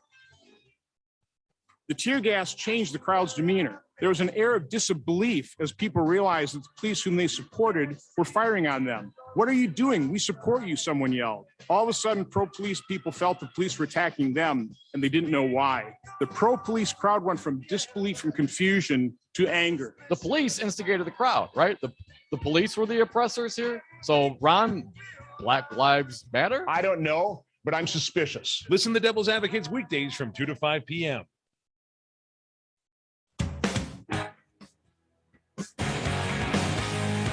62% of the time, they're right every time. Dom and Cruz are the Devil's Advocates. And we are back. Thank you for listening to the Devil's Advocates radio show. Your call is always welcome here. Toll free, talk, or text 844-967-2789. We're up to a 62% accuracy rate. Dom, you know what? I think we should write a book. You know who wrote a book? Matt Gaetz. He wrote a book. Did you ever hear about his book? Firebrand, it's called. Oh, really? Matt Gaetz, the Florida congressman who's under investigation for child sex trafficking? That people Matt try to Gaetz? sell books. They do all sorts of interesting, exotic things. Yeah, I find it very sexy. Quickly, Dom, apparently he might have broken some laws in that he didn't disclose income from his book sales. But let me read briefly. Amid a Justice Department investigation into alleged sex crimes and a related health ethics probe, beleaguered Congressman Rep. Matt Gaetz appears to have committed at least one much smaller but more straightforward federal violation: failure to disclose how much money he made from a book he published last September. When the Daily Beast inquired about the omission last week, a Gaetz spokesperson said the office needed additional documentation from the publisher and was in the process of receiving that information and amending the congressman's financial disclosure. Sure enough, an amended financial disclosure was filed 3 days later after the Daily Beast reached out asking about the undisclosed book income. And it's a pretty grand total, Dom. The Gates spokesperson did not answer follow-up questions about the nature of the documents and why Gates did not have them when he filed his original disclosure several days ahead of the deadline. But the amendment itself raises its own questions. Gates reported that his publishing contract awarded him 60% royalties, a share normally reserved for online distributor sales of a self-published work. So if you write your own book and you publish it online, the actual printing press place will allow you to keep 60% of your royalties, if you will, Dom. That's more than double the typical hardcover royalty rates. House rules require lawmakers to request permission from the ethics officials to accept royalties, which can be granted if the publishing deal is under usual and customary contractual terms. A little bit more about the book Firebrand, Dom. It went on pre-sale last August and hit bookshelves and online stores in September after last year's financial disclosure deadline. The new amended disclosure claims the beleaguered Florida conservative earned exactly $25,000 from book sales last year after giving 30% of his personal profits to his agent, Sergio Gore, a former staffer for Senator Rand Paul, who also officiated and DJ'd at Gates's surprise wedding last weekend. I mean, talking about a multifaceted friend. If Gates's $25,000 claim in publishing terms are accurate, the disclosure indicates Firebrand didn't exactly burn up the charts. His reported profits suggest the memoir brought in a total about $59,500 between August and December, netting his contracted publisher Post Hill Press a little more than 15 grand. And hardcover copies were originally listed for $27. New ones now go for less than $10, and you can still pick up an ebook for $14.99, Dom. To match his disclosure, a $27 price tag would come out to about 2,200 units sold. But even at the low end of $10 a pop, Gates would have sold fewer than 6,000 copies of Firebrand across several months. New York Times bestseller, Dom. He's going to have perhaps a lot of time to write books while he's in jail. Kedrick Payne, general counsel and senior director of ethics at the Campaign Legal Center, told the Daily Beast that he couldn't remember when a member failed to report income from a book, but noted that Gates's immediate correction would likely spare him repercussions. The law is clear that book royalty income must be disclosed. Indeed, it is difficult to think of a recent example when a lawmaker did not disclose such income. In practice, it is not expected that the Ethics Committee will seek any penalties against a member who files an amendment under these circumstances. Payne added that more facts were needed to figure out whether the deal warranted those sorts of repercussions. So anyways. I think these are probably not high on the list of issues that Matt Gaetz should be really, really worried about. Here's a little bit more, though, Don. While Firebrand didn't top bestseller lists, Gates's promotional efforts got additional muscle from a number of MAGA associates, including here's who's helping to push this. The 2,200 to 6,000 total book sales. Up the chart. Well, we've got Donald Trump Jr., we've got Sean Hannity, and the Gaetz campaign in 2018 spent about $11,000 on Trump Jr.'s first book. So he bought up a bunch of copies of Don Jr. of Fredo's book. I think Fredo could have at least reciprocated. The self-described Florida man also scored 2 coveted Twitter plugs from then President Donald Trump, including for advance orders last August. So you got Trump, you got Trump Jr., and you got Sean Hannity all pushing this book. And the math says, Dom, nobody bought the book. 3,000 to 6,000 sold. You are one pathetic loser. That's why, apparently, Dom, you have not written a book either. 844. I'm sure you'd be great. I'm not going to write a book until I have some campaign cash I need to launder. That's why you write a book. Let's just be very clear about this. 844-967-2789. Oh, yeah. Chris from Janesville, welcome. What do you got for us, Chris? Hey, Chris. Hey, you guys have called in before. So I am on quarantine because I had some quote unquote symptoms. And I'm so sick and tired of, well, let's not put a mask on. Just put a mask on. You guys are absolutely 100% on top of it. And just spread the word. Put a mask on. Put a mask on. How you feeling now, Chris? Thanks for the call, man. How you feeling?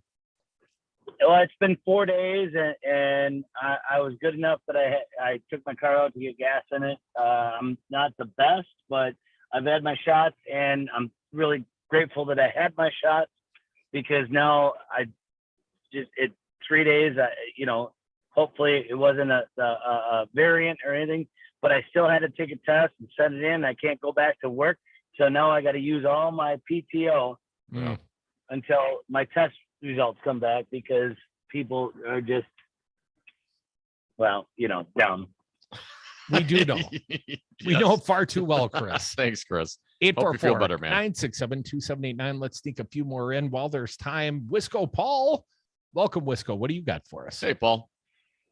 Hey, good afternoon, Devils. I would pay to listen to Crudy and Betsy sing another duet. That was an iconic moment. How much would you pay? I know Dom. I don't know. GoFundMe page or something. I know Dominic loved it. Hey, I was entertained. Yeah. Well, I got a quick one here. I don't understand these Trump ball lickers in this state. Rojo and Voss and the Wanker. I don't get it. The guy's a loser, and now Priebus is signed on. It's beyond me. I've never seen people latch on to a loser like this before, and I don't know. Is there any repercussions because of this? It's just an amazing thing. Well, I can tell you, Paul, they look like Muppets and they taste like Muppets. Come back with us. More Devil's Advocates, the 4 o'clock happy hour. It commences right now.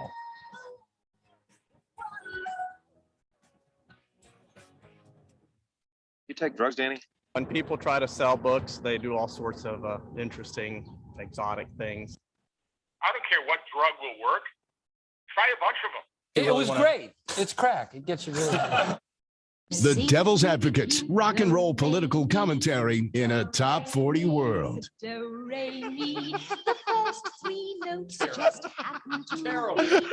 So when I can see listeners dropping off. Let's get some callers before we lose everybody. Betsy from Madison, you're up. Thanks for calling. That will bring us back to do. Terrible. Hey, at least we didn't do Edelweiss.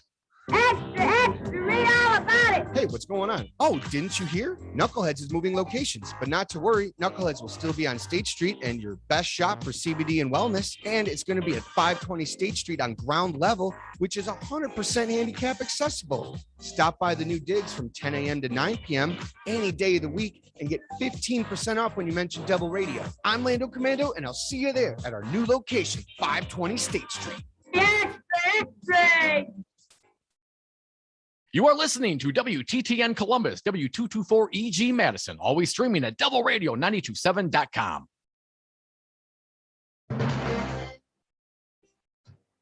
AP News.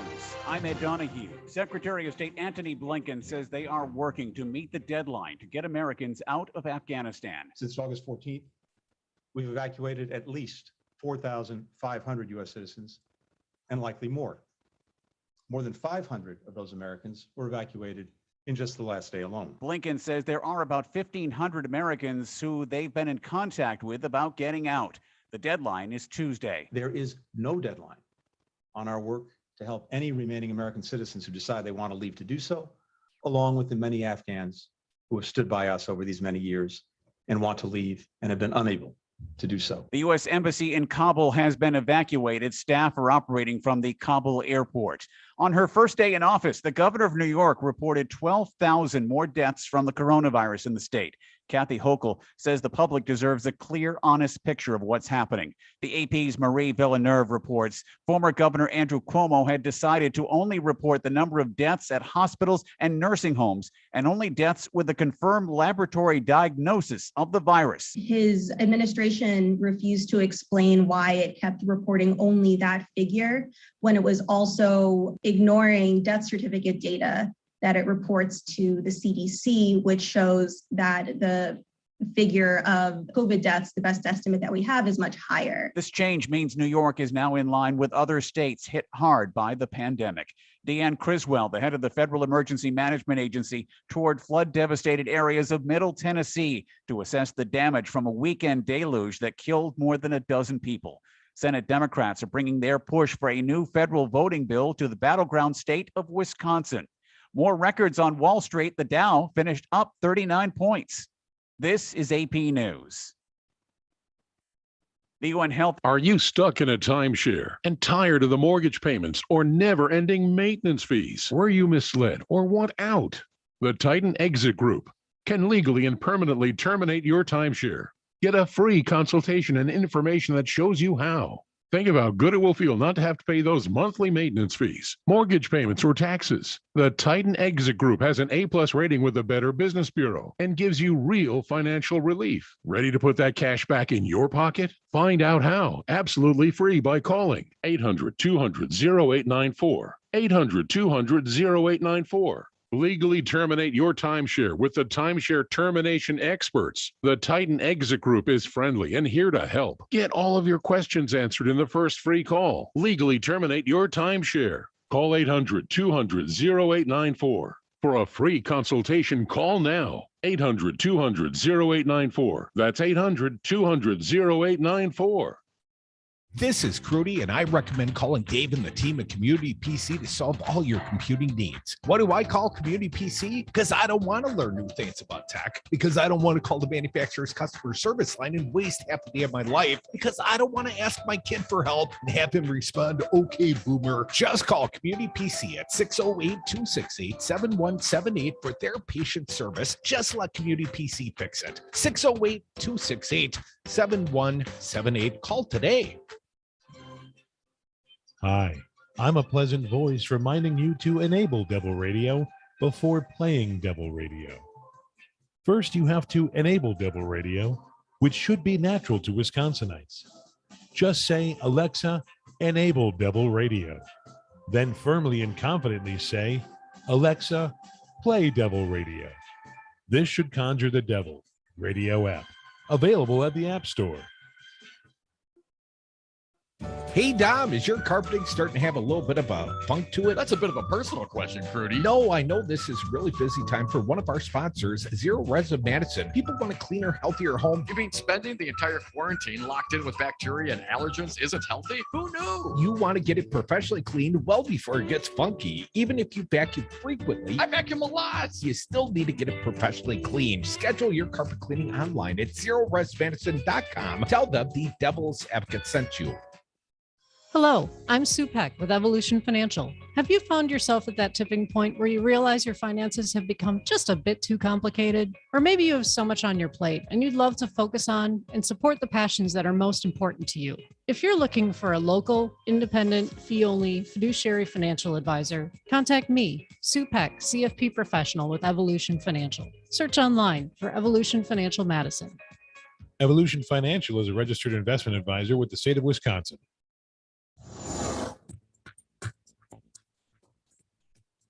For Devil Radio 92.7 FM and WTTN 1580 AM, I'm Luke Mathers with your headlines. On Tuesday, the Wisconsin Department of Health Services reported 2,170 new cases of COVID-19 in the state, the highest single-day total since January. With 1 week remaining in the month of August, Wisconsin has already reported more than triple the number of COVID-19 cases the state reported for all of July. Yesterday's new cases raised the rolling 7-day average to 1,369. The Madison School Board is set to discuss a COVID-19 vaccine requirement for teachers and other district staff at Monday evening's board meeting, right before students are expected to return to classrooms. Forecast of sunshine with a mixture of overcast skies throughout the day. Stray showers possible with winds up to 10 miles an hour and a high today of 88 degrees. Partly cloudy skies expected tonight with a chance for overnight thunderstorms and a low of 67 degrees. You're listening to Double Radio 92.7 FM and WTTN 1580 AM. Warning, you are about to listen to the greatest radio show ever. And due to contractual obligations and to shield our airwaves corporate licensees from any semblance of liability, responsibility, and gullibility, we must tell you the views represented on this show are not necessarily those of this station or its management. This radio show contains differing points of view on current political topics, and due to the nature of its contents, it should be heard by everyone. Thank you for listening. Now live from the heart of liberal Wisconsin, where the political party is just beginning, welcome to the Devil's Advocate Show. Best friends proving it's never personal, only politics. Please allow me to introduce myself. Now here are your hosts, Dom and Crute. Welcome back to the Devil's Advocates Radio Show. Dominic, we are sliding into the 4 o'clock happy hour, the day after edition. Yesterday, we had quite the happy hour and reception to follow. Again, thanks to our good friends down at Hawks Bar. Had a great time down there last night. And also want to thank Chad's Design Build. They're the official sponsor of the Summer of Love. And the summer's not quite over yet, Dom, but the kids going to be heading back to school, wearing masks, at least where my kids go. And mine. And Republicans, well, Dom, they're getting back to the work of electoral malfeasance. And Reince Priebus, and I don't know why Reince Priebus is suddenly a headliner in the state of Wisconsin, but he is. And here's the headline. Reince says subpoenas will be issued soon in Wisconsin review of election that will cost about $700,000 or more. It's all great news, Dom. Wisconsin lawmakers will spend hundreds of thousands to review the presidential election. You know, the one that we've already, recounted in Milwaukee and Dane counties. Yes. Joe Biden's been the president for a while, boys and girls. I'm pretty sure that's the case. But we're going to spend hundreds of thousands, according to Reince Priebus, the former head of the state and national arms of the Republican Party. Priebus, the first chief of staff to former President Donald Trump, made the comments Tuesday on former Trump advisor Steve Bannon's podcast. Ooh, that's the hot ticket, the Bannon podcast. Making it, baby. He described the plans 3 days after Wisconsin Assembly Speaker Robin Vos of Rochester met with Trump about his plans to review the election. Vos has faced pressure from both the left and the right as he seeks to examine an election that the courts have determined was conducted properly. Yeah, what do the courts know? Joe Biden narrowly won the state and gained a handful of votes in recounts requested by Trump in Dane and Milwaukee counties. Reference that prior, Dom. Priebus told Bannon that Republicans who control the legislature have agreed to fully fund with your and my dollars, Dom, the taxpayers' dollars. They're going to fully fund it, though. An investigation that would cost about $680,000 at least to start. To start? He did not say whether the funds would come from taxpayers, donors, or a mix of the two. No, it's coming from the taxpayers. Vos this summer hired former Wisconsin Supreme Court Justice Michael Gableman to oversee the review. Gableman in November contended the election was stolen.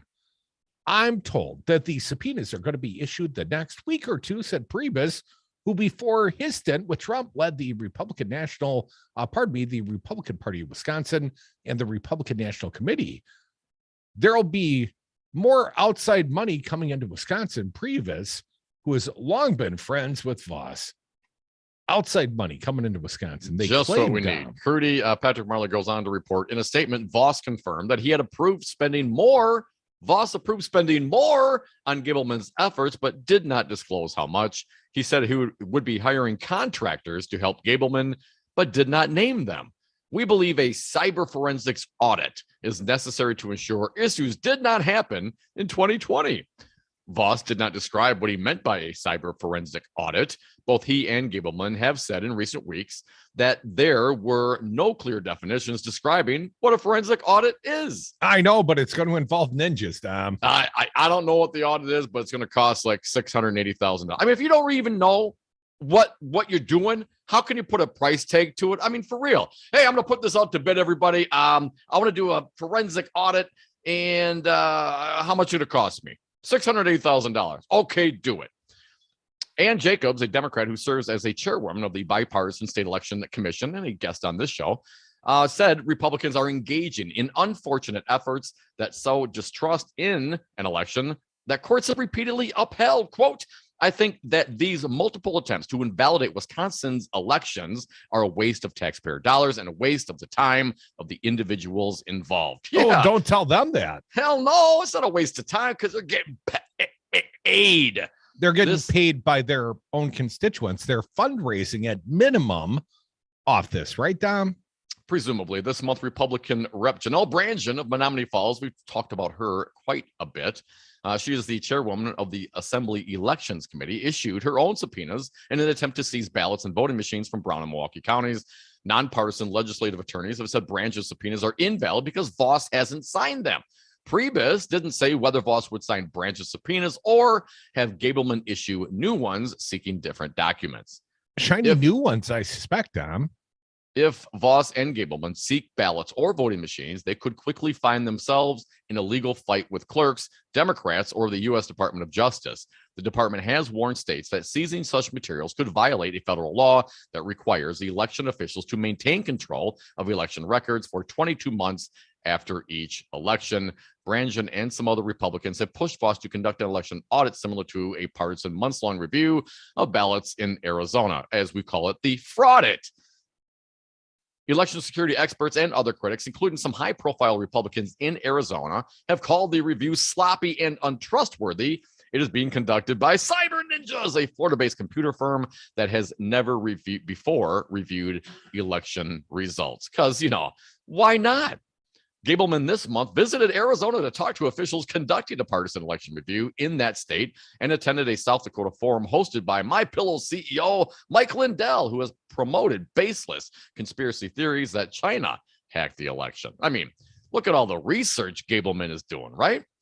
Rep. Mark Spreitzer, a Beloit Democrat who sits on the Assembly Elections Committee, we should get him on the show, said Voss has caved to pressure from Trump and his allies after resisting it for months. He said Voss's recent meeting with Trump and the photo of it Voss posted on Facebook proved to be a turning point. He needed the photo op so he could satisfy Republicans back here in Wisconsin. And he had to pay for the photo, and he's paying for the photo by giving Trump what he wants. Voss and other top lawmakers have faced mounting calls in recent weeks from Republicans who say they need to more fully investigate the election. Dozens of county Republican Party chapters have approved resolutions or issued statements asking for further review. You know what Prebus says that Gableman really needs to get to the bottom of, Dom? What? He needs to forensically review absentee ballots that were cast by voters who said they were indefinitely confined because of age or disability. Under state law, those voters don't have to show an ID to vote absentee. And that's the perfect avenue for fraud and stealing the election from Donald Trump, Tom. Is it, though? Is it? I mean, are they suggesting that people who filed those absentee ballots are not the people on the ballots? I mean, what are you getting at? I mean, and not only that, what indication do you have that anything fraudulent happened? Because your guy lost, so it's fraud? I mean, he tanked the economy. He's the biggest lying SOB this country has ever had. And you're surprised that he lost? I can't believe you're surprised he lost. Of course, I don't know if I even believe that part of it, because the Republicans will use any justification to try to roll out some voter suppression laws. So even if there's no fraud, well, you say there's fraud, or you're concerned about the fraud and concerned about election integrity. Well, you're the ones sowing that concern. You're the ones doing it, and it gives you justification to try to pass, as some states have, further suppression laws. They're not suppression laws. They're voter integrity laws, Tom. They make it easier to vote, harder to cheat. Is that what it is? Well, that's what they keep claiming, right? Now, the Democrats, according to Scott Bauer over at the Associated Press, Democrats, legislative Democrats, and yeah, we know they're in the minority, but they're out there fighting the good fight, Dom. They did roll out legislative pieces today. They are trying to keep, the public's attention on what perhaps good governance laws might look like, expanding the right of the voters.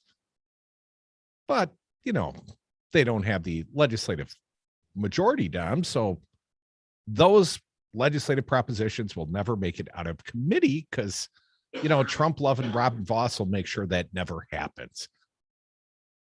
Voss can kill any legislative piece before it ever makes it to the floor because by virtue of their majority, they have control over all the legislative committees. And if you can't get out of committee, you can't get to the floor and you can't get a vote. Well, at least they're trying. I mean, what are you supposed to do? And what are the Republicans focused on right now? Right? Subpoenas, Dom. Subpoenas. What are they going to subpoena? I mean, it's obviously unnecessary. It's obviously a waste of money. And I understand as well what Scott Walker's organization now is calling for the elimination of the Wisconsin Election Committee. This very committee that replaced the last election board. That the Government Republicans Accountability made this Board committee, and now they don't like it. They do too many investigations, Dom, and they, uphold the rights of voters too often. And the electoral outcomes. We don't like the electoral outcomes. I mean, hell, Scott Walker and Donald Trump lost the state of Wisconsin.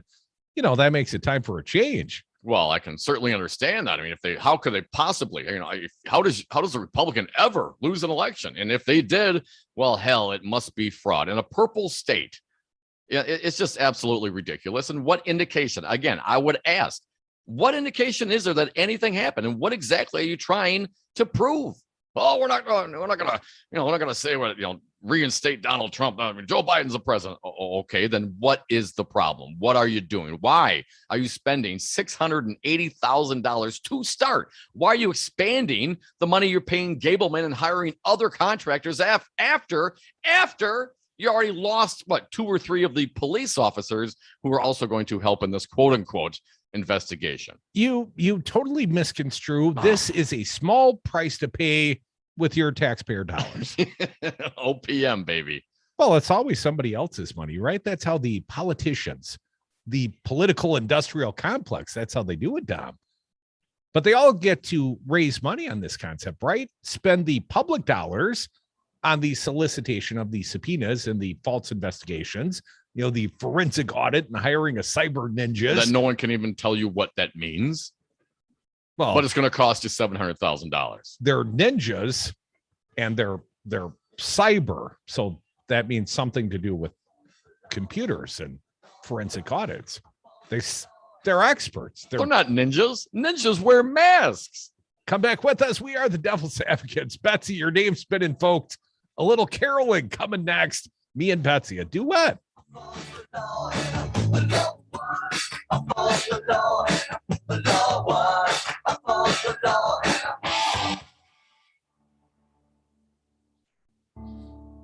I spoke to rights. Hi, this is Brad from Zero Res. If you need someone to help with your carpet cleaning, business or residence, please give us a call. We have the best system available and an amazing team of friendly technicians. Call us at 848-9000 or schedule online at zeroresmadison.com. Hi, I'm Mike Crute, and I'm the owner of Devil Radio. I'm asking for your support now. Wisconsin has 81 conservative radio stations, blanketing the entire state with conspiracies of stolen elections, anti-vaxxer messaging, and it's all fueled by dark money. The left's best and only on-air voices in our state cannot be funded entirely by pizza parlors. The battle for the soul of Wisconsin is ongoing. Go to devilradio927.com and click the Support Devil Radio tab. Give now if you can. Thank you. This is Rocker. I'm sitting on the patio at Salvatore's Tomato Pies on East Wash, and I'm enjoying a floral-forward Manhattan called As Long as There's Whiskey. It features Rocker Rye whiskey with a hint of blueberry, a touch of smoky Amaro, and it's finished off with St. Germain. It's a Rocker Rye Manhattan at Sal's Tomato Pies on Livingston. Ask for it by name, As Long as There's Whiskey. You can also enjoy Rocker Spirits at the Wisco and Tiny's Tap on Willie Street. You must be 21. Please drink responsibly. So I've already guaranteed this will be my last term. I'm doing this because I want to solve these problems. Was it problem solving when you blocked COVID relief or when you downplayed the insurrection? I want to do it because I'm so concerned about the direction of this country. I've got something to offer. Like becoming a hydroxychloroquine salesman? I'll go home, smile on my face, realizing I'd left it all on the field. You must be exhausted. I don't feel like my time here has been particularly successful. Go home. This message was paid for by the People for People Corporation. Donate online at p4ppc.org. Madison, you say what? Each weeknight from 5 to 6, don't miss out on a single day of the Earl Ingram Show right here on Devil Radio 92.7 FM, 1580 AM.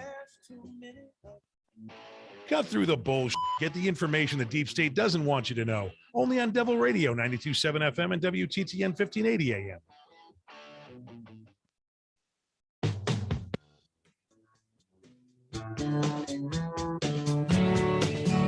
The Devil's Advocates, because it's always 420 somewhere. And we are back from the 420 break. Thank you so much for listening to the Devil's Advocates radio show. Always love your participation at 844-967-2789. Dominic, I never thought I would enter into the record on this fine radio program an op-ed from former Wisconsin Governor Tommy Thompson. Going to get there in just a minute. But Betsy's name has been invoked, and it might be time for a duet. Betsy, how you been, sister? Hey, Betsy. Just great. I'm peachy. Everything's wonderful. Life is so good. You want to sing John Jacob Jingleheimer Schmidt? Sure, I'm down. Are you down? Wait a second. His name is my name too. And whenever they go out, the people always shout, there goes John Jacob Jingleheimer Schmidt. Jingleheimer Schmidt. La la la la la La, la la, la. Okay. That's probably enough, Betsy. You know, I'm getting frowns from my co-host and from Brian. No, it's all good, Betsy. I don't. Yeah, all right. Just They playing around a discourage little bit. it's not your singing, Betsy. It's my singing. Yes, That Betsy. is apparently the problem. It's not me. It's Crudy. At least we're singing, Crudy. You know. Better than crying. Oh my God. You know, but I do want to just say I'm so sick of these bastard Republicans. All they want to do is break things. All they ever want to do is just ruin things. You know, the fight continues for our democracy, and that's why you guys are so vital. You are vital to our state, our Wisconsin, and to the country. And I thank you guys. I can't thank you enough. And when I win the lottery, oh my God, I'll probably buy you out, Rudy, and then you work for me. No, I'm kidding. No. Well, better you than some of those bastard people, Betsy. Appreciate you listening. Betsy, here's someone standing up to Republicans. It's the former Republican governor of the state of Wisconsin. A Tommy Republican Thompson. standing up against Republicans. As Tommy Thompson writes, let us run the UW system. He goes on to write, the University of Wisconsin system owns a critical responsibility to open our classrooms this September to deliver the in-person education students deserve and parents expect. And we're planning to do just that. Unfortunately, some want us to ignore our unambiguous authority and duty under Wisconsin law to protect the health, safety, and welfare of the university. Tommy Thompson writes, as soon as I accepted the UW system presidency in July of 2020, I put my experience as former U.S. Secretary of Health and Human Services and Wisconsin governor to work with chancellors to ensure we keep our universities open and safe. Together over the last 14 months, we have been Johnny on the spot, building a robust student testing program, cultivating a culture of responsibility on campus, and providing tests and vaccinations to Wisconsin residents, steps praised by some of the top federal health officials and scientists. Well, not under the Trump administration. The contention that the university does not have this authority is not only wrong, but also incredibly problematic as we bring students back to campus. The UW system is not required to seek political approval for every internal management decision. nor should it. The UW system is governed by a board of regents, an 18-member group with 16 members appointed by governors of both political parties. The board hires the system president and the chancellors. It establishes policies for the UW system and engages in statutory rulemaking when necessary. We control access to our buildings and facilities. Our authority is exercised by our universities in requiring masks and testing, enabled us to succeed last academic year when our on-campus COVID-19 prevalence rates were significantly below state rates. In fact, testing and masking at this summer's UW youth programs enabled us to prevent COVID-19 outbreaks, allowing us to serve approximately 40,000 students at universities across the state. At a time when students and staff want assurances that where they live, work, and study will be healthy and safe, we must be nimble. Our talented faculty are rightly concerned about the environment they will be teaching in, and the uncertainty caused by this effort is troublesome. Last academic year, the legislature provided tacit acknowledgement for our nationally recognized mitigation steps. The endgame of these new efforts to control our universities and put at risk staff, students, and the businesses that count on our universities to be open, safe, and vibrant. The effort to block the UW system's authority is both wrong on the law and wrong as a matter of public policy. Had this happened last academic year, the university might never have been able to set up community testing and vaccination sites or even isolate sick students. It would have been a disaster. I have no plans to abdicate our responsibility, says Tommy Thompson, president of the University of Wisconsin system, former governor, and lifelong Republican, standing up to the idiots in his own party, Dom. Curdy, WKOW reporting today. Thompson said he is prepared for the UW system to defend itself against any legal actions brought by either the legislative or conservative groups that have filed other lawsuits challenging pandemic-related restrictions. Quote, if they want to sue me, fine, we'll answer it. We will be in circuit court. We will be in the Supreme Court. We will be in federal court. Wherever they want to go, I think they're going to lose. I think they're going to waste their time. He went on to say something about no one's been sued more than I've been sued. Didn't he, Dom? I've been sued more than all of you combined ever, Thompson told reporters in a virtual meeting. I've been sued in the Supreme Court. I've been sued in the federal court, and I've been sued in circuit court. So I am not a virgin to litigation. He's not averse or a virgin to litigation? Virgin. Well, Tommy, no one's accused you of being a virgin in a really long time. Tommy Thompson, he's right on this topic. And Tommy Thompson's always been Wisconsin first. And I don't always like his policies, didn't always like his policies, but he's right on this one. And Steve Nass, he's talking to you. And you, Kapinga, and you, LeMahieu, and you, Senate and Assembly Republicans that would what? Force your political will against science? Don't forget about Wisconsin Institute for Law and Liberty. Talking to them, too. Well, they sue Dems. Come back, more devils. I'm a virgin. I always have been. I'd rather. Rather what? I'd rather just. Stop that. You're not going into a song while I'm here. Because you're bastard people. Devil Radio, your fix for progressive talk radio from Fitchburg to DeForest, always streaming at DARNWI.com. Hi, I'm Mike Crute, and I'm the owner of Devil Radio. I'm asking for your support now. Wisconsin has 81 conservative radio stations, blanketing the entire state with conspiracies of stolen elections, anti-vaxxer messaging, and it's all fueled by dark money. The left's best and only on-air voices in our state cannot be funded entirely by pizza parlors. The battle for the soul of Wisconsin is ongoing. Go to devilradio927.com and click the Support Devil Radio tab. Give now if you can. Thank you. Hey, Jimmy, have you heard of the new live music venue in downtown Brooklyn? New York City? No, Jimmy. Main Street Music in Brooklyn, Wisconsin, 20 minutes south of Madison. I see they feature local music like rock, country, and they even get heavy sometimes. Well, that's right, Jimmy. Brand new stage, live music Friday and Saturday nights. We have Sunday Bloody Mary bar with open mic, plus a full bar and locally made pizza. We are Brooklyn, Wisconsin's only live music venue. For more information, find us on Facebook or go to mainstreetmusicmore.com. Afghan evacuations. I'm Tim McGuire with an AP News Minute. President Biden sticks with next Tuesday's deadline to leave Afghanistan.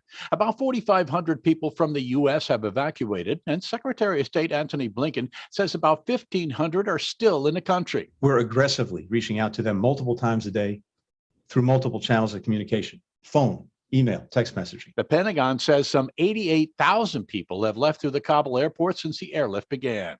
FCC imposes a record $5.1 million fine on two conservatives and a lobbying firm owned by one of them for organizing 85,000 illegal robocalls to wireless phones during the 2020 election, falsely warning people in predominantly Black areas of New York, Pennsylvania, Illinois, Ohio, and Michigan that information from mail-in ballots could lead to their arrest, debt collection, and forced vaccinations.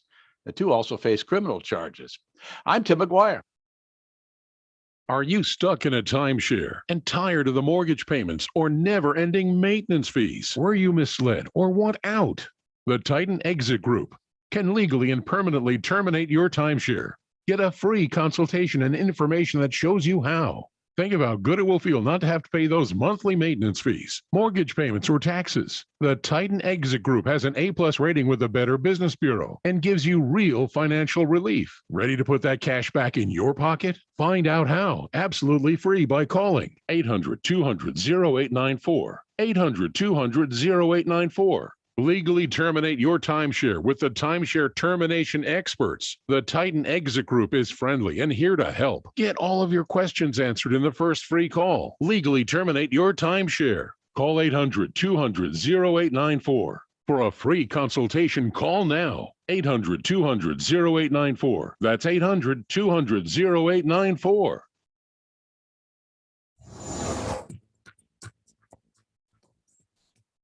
For Devil Radio 92.7 FM and WTTN 1580 AM, I'm Luke Mathers with your headlines.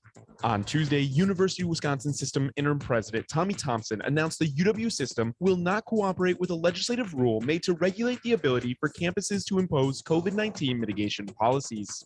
Thompson stated he is not looking to pick a fight with the legislature, but he is not ceding the system's authority to keep the universities open, safe, and healthy. The decision from Thompson will set up a potential legal battle with the legislature, which the interim system president believes the UW system will win. The legislative rule passed earlier this month gave system campuses 30 days to submit COVID-19 policies for approval. The forecast of sunshine with a mixture of overcast skies throughout the day, stray showers possible with winds up to 10 miles an hour and a high today of 88 degrees. Partly cloudy skies expected tonight with a chance for overnight thunderstorms and a low of 67 degrees. You're listening to Devil Radio.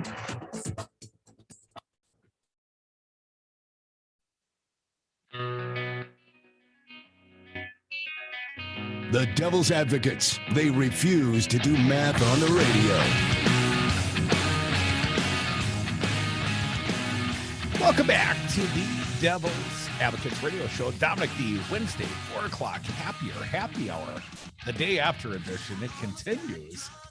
And your phone calls, they're always welcome here. Be a part of this big show. Dial us at 844-967-2789. A couple of the big local headlines today, Dom. Tom Barrett is out as the mayor of Milwaukee, or at least he soon will be. Reportedly, Tom Barrett will take a post as Joe Biden's ambassador to Luxembourg. It's got me singing, Dom. There's a song in my heart. There's always a song in your Something heart. from the Sound of Music soundtrack, probably. So that's one of the big headlines. We've got sound from U.S. Senator Ron Johnson encouraging all of us take all the drugs, specifically the ivermectin, the horse paste. I don't care what drug will work. Try a bunch of them. Yeah, baby. Try a a party bunch with of you, cowboy. Well, there's more Ron Johnson news, Dom. It's only been an hour or two since he made some headlines. Time for a few more. Afghanistan refugees have begun arriving here in the state of Wisconsin. And destination is Fort McCoy. I served our nation proudly at Fort McCoy, although that's a decrepit old base. I'm just telling you, man. But Ron's quite concerned, Dom, not about people taking ivermectin, taking horse paste, but unvetted Afghan refugees living right here amongst the fine people of Wisconsin. That's a problem. I'm going to read briefly here. U.S. Senator Ron Johnson questioned the status of Afghan refugees Wednesday during a visit to Fort McCoy, bashing the Biden administration, of course he did, and repeatedly asking if all arrivals had been fully vetted. Johnson said during his visit, he saw numerous refugees and that since Sunday, over 1,000 men, women, and children have arrived at the base, are receiving meals, God forbid, and medical care and staying in the barracks. Johnson said he was told the military installation could host up to 10,000 people in the coming weeks.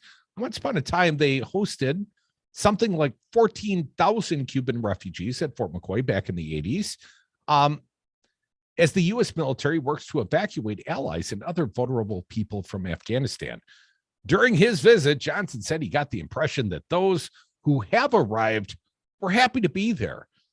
Here's a quote from Rojo. We don't have the sound, do we, Brian? Oh, we do have the sound. Well, then let's play the sound. If we let some people slip through that create acts of terror, that's going to poison the entire operation. And that would be a travesty. Acts of terror? You mean like, I don't know, storming the Capitol, killing some cops, that kind of thing? That's the behavior of tourists now. Oh, okay. Well, just assume they're Afghan tourists then, Johnson. We have some more. Let's play the next one. Who do you think this Taliban is letting into and through the gates of the Kabul airport? Just ask yourself that question. And that's what I'm asking the folks here on the ground to ask themselves that question too, and be on guard for that possibility. More from Senator Ron Johnson in Fort McCoy, 97, please, Brian. The administration is going to be telling you, this is what we're doing. This, like it's all organized. Like it was all pre-planned. It's not organized. It wasn't pre-planned. It is chaos. It's worse than that. It's lipstick on a pig. This is incompetence on the part of this administration. And there's simply not enough lipstick to put on this pig at this point in time. I don't care what drug will work. Try a bunch of them. And the last one from Ron Johnson, cut 99.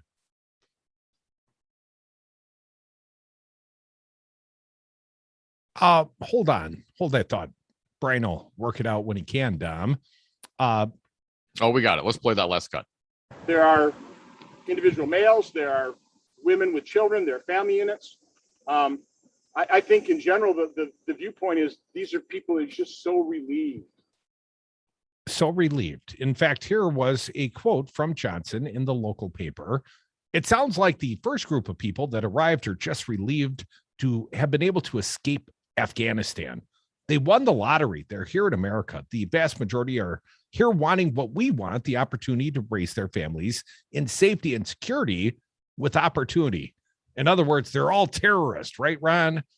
Alongside Johnson, several state lawmakers visited the base, including Senator Patrick Teston, Republican from Stevens Point, Rep. Tony Kurtz, Republican from Wanawalk, and Senator Howard Barkline, Republican from Spring Green. Johnson repeatedly raised concerns about the vetting process being used by the U.S. to allow the refugees into the country, calling the Biden administration's assurances that everyone was being vetted lipstick on a pig. We heard that bite, saying that they're trying to cover up mistakes. Maybe they're taking biometrics, but you need biometrics taken beforehand that you can compare them to. It would be nice if we knew everyone even just had an identification card, but I'm hearing they don't. Well, if you've heard rumors, Ron. Yeah. Did you see that one on the interwebs, Ron? A little more here from this article in the Milwaukee Journal Sentinel, Laura Schulte. Let's see here. The massive evacuation from Afghanistan is one of the largest airlifts in history. In order to get people to safety, Fort McCoy is one of the places accepting refugees and giving them temporary shelter before a resettlement agency can help them. Refugees began arriving at the fort on Sunday after fleeing the rise of the Taliban in Afghanistan. Those coming to the base are a mix of those with special immigrant visa applications that have reached a certain point in the acceptance process, submitted by those who worked alongside U.S. troops in Afghanistan, as well as other vulnerable populations being evacuated, including women, journalists, professors, and attendees of girls' schools. About 1,000 service members from multiple units of the U.S. Army and Army Reserve are slated to assemble at the base to provide support to the refugees in a mission dubbed Operation Allies Refuge. Originally, Wisconsin was expected to receive up to 2,000 refugees at the base, but the population at the base will fluctuate as people come and go. Refugees won't be housed there long term, but will stay until resettlement agencies can help them find individuals and families new homes, either in Wisconsin or elsewhere, depending on whether they have family in the country, job proximity, or other needs. Johnson has expressed support for Mission Fort McCoy accepted earlier this month, although he said he was disappointed in how the Biden administration handled the situation in Afghanistan. Of course, he did. Other Republicans have expressed concerns. Rep. Tom Tiffany issued a scathing release about the arrival of Afghan refugees, claiming they were unvetted and a risk to the U.S. He said, "I'm deeply disturbed by reports that as many as 5,000 Afghans per day are headed to the United States, many without valid visas or even basic identity documents." 844-967-2789. You can be a part of the Devil's Advocates radio show.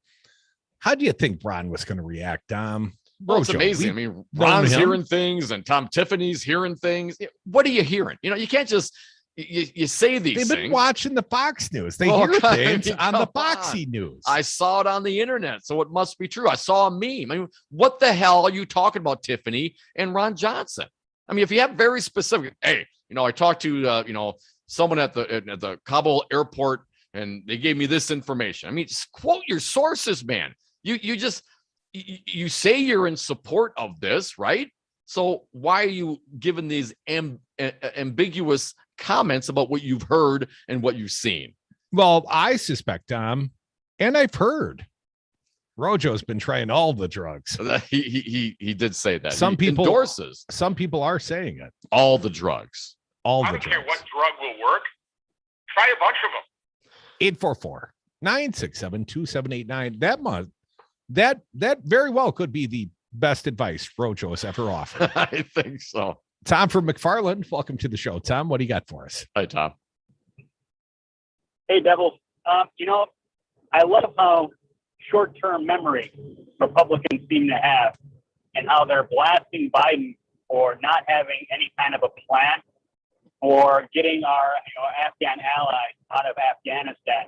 I seem to recall as recently as 2020 when Trump pulled our forces out of Syria and we literally abandoned the Kurds and our allies that were there. And even though the military commanders were saying that this is going to be bad for our allies, Trump's response and the GOP's response was, these are people who've been fighting with each other for millennia. There's really not much we can do about that. And they just left them to their own devices. So, spare me, the GOP, your fear and concern for what's going to happen to our Afghan allies, because I find that your clutching of the pearls seems to be a bit too little too late when it comes to, your guys that are making these plans. Tom, there's no consistency with their criticism, right? I mean, that's the whole point. And I'm not clear that any of their followers or any of the people who support the Republicans are even knowledgeable enough to remember that or point that out. And certainly the elected Republicans, it's all politics to them. If they can bash Biden on something, they'll bash Biden on something. They're totally fine with that, even if it's a similar circumstance in which the former guy was involved in.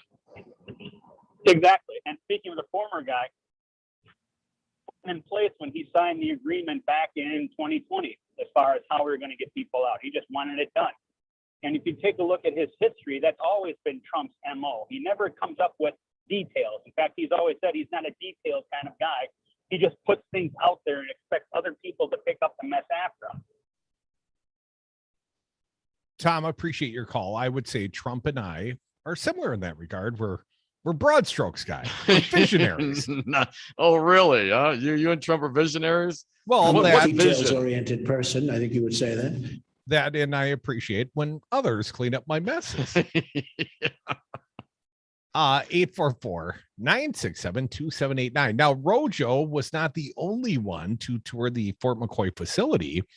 Joined by military officials such as U.S. Northern Command General Glenn Van Herk and Major General Paul Knapp, Adjunct General of the Wisconsin National Guard, Governor Tony Evers toured Fort McCoy Wednesday separately from Johnson.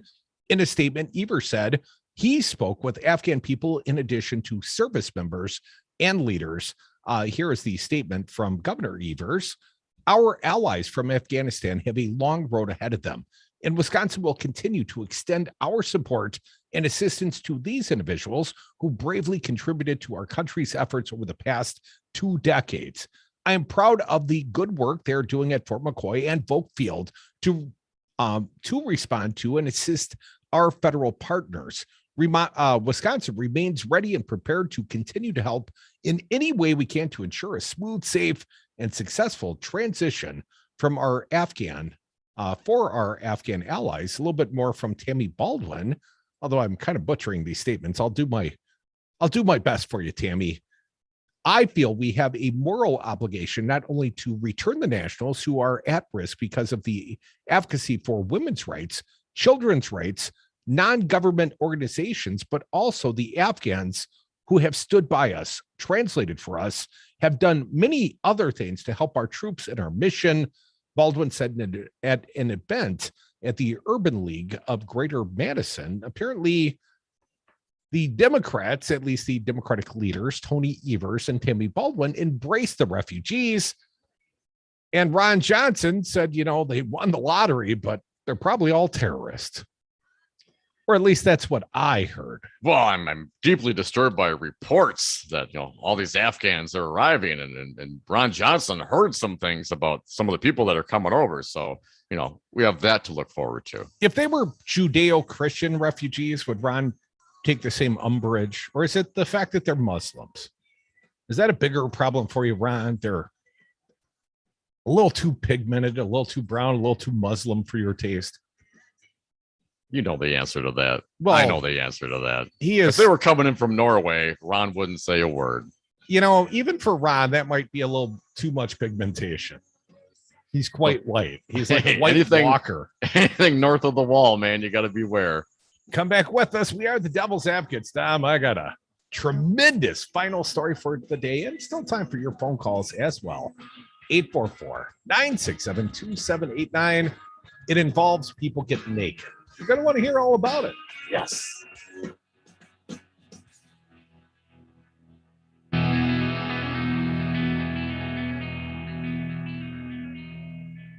Well, they're doing far more than dismissing me. I apologize. I forgot you were there. You may go now. This isn't very nice, is it? It's the Orton Front Festival, August 26th through 29. 2 beloved events over one festival weekend on Madison's East Side. August 26th and 27th, head to Orton Park. And on the 28th and 29th, head to Yahara Place Park. It's live music, food, and fun for the whole family. August 26th through the 29th, it's the Orton Front Festival. Find the Orton Front Festival on Facebook or search the music calendar at maxincradio.com. Hi, I'm Mike Crute, and I'm the owner of Double Radio. I'm asking for your support now. Wisconsin has 81 conservative radio stations blanketing the entire state with conspiracies of stolen elections, anti-vaxxer messaging, and it's all fueled by dark money. The left's best and only on-air voices in our state cannot be funded entirely by pizza parlors. The battle for the soul of Wisconsin is ongoing. Go to DevilRadio927.com and click the Support Devil Radio tab. Give now if you can. Thank you. Chad's Design Build is proud to sponsor the Summer of Love on Devil Radio. We are committed to our community to demand better for each and every person. Doing the right thing isn't necessarily easy or inexpensive, but when we take the time to listen and learn, we can build a better community. Thoughtful remodeling is a lot like building an effective, progressive coalition. It takes patience, intelligence, and love. Experience helps too. Thank you, Joe Biden, and thank you, Devil Radio. On behalf of Chad's Design Build, here's to the Summer of Love. 600,000 Wisconsin families are receiving checks to help take care of their kids thanks to the expanded child tax credit passed by Joe Biden and congressional Democrats. Ron Johnson voted against these checks for Wisconsin families despite voting for a 2017 tax break that put more money into the pockets of millionaires like himself. It's time to vote Ron Johnson out of office. MoveOn.org political action, paid for and is responsible for the content of this advertising. Poll.moveon.org, not authorized by any candidate or candidates committee. When you're gonna turn on the radio, you gotta listen to Devil Radio 92.7.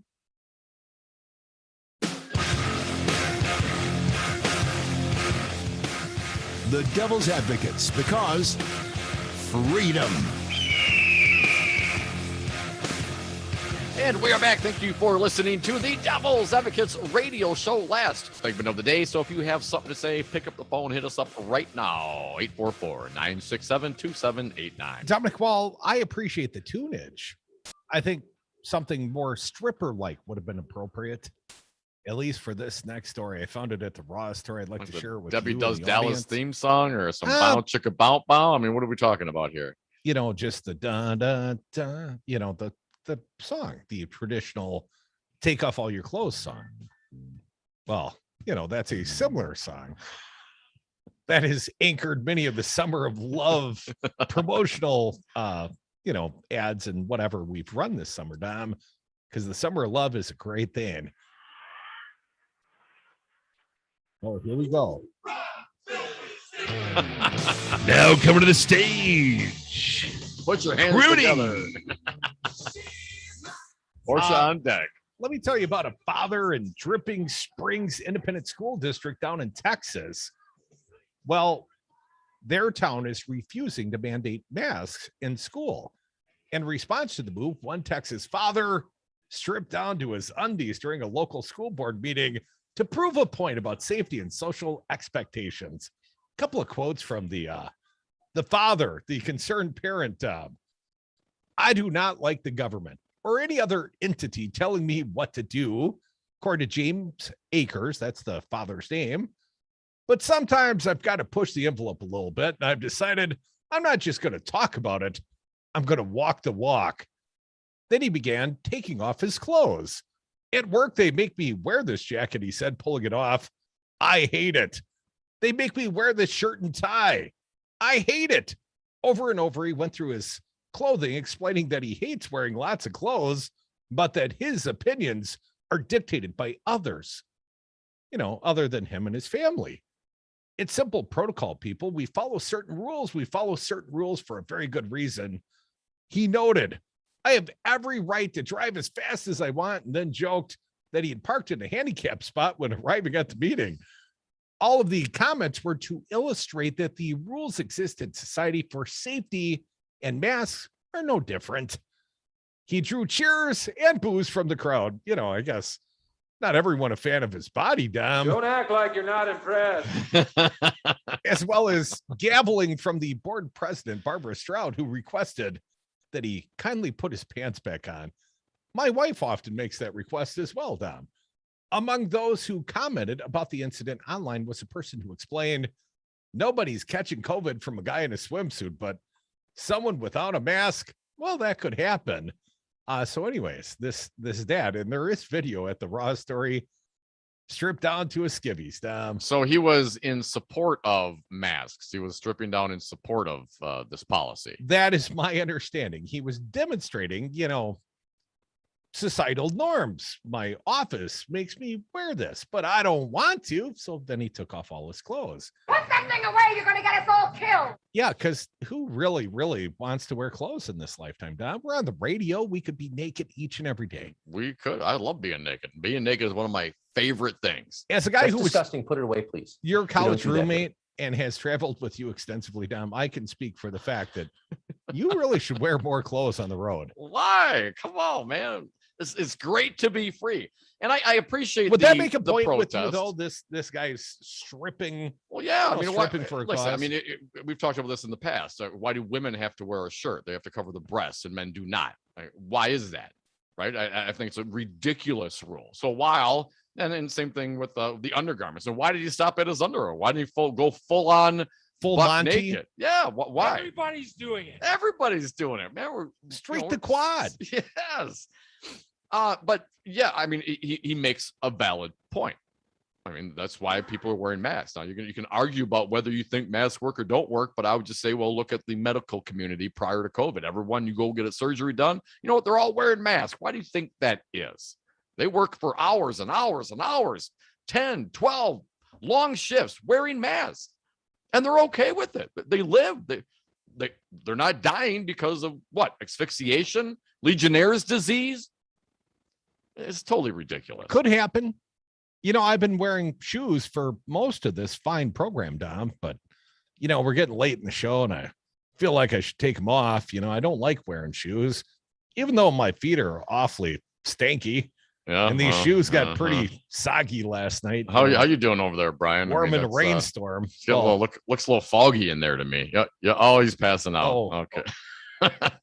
Well, societal norms say I should wear shoes for, you know, the protection of others around me.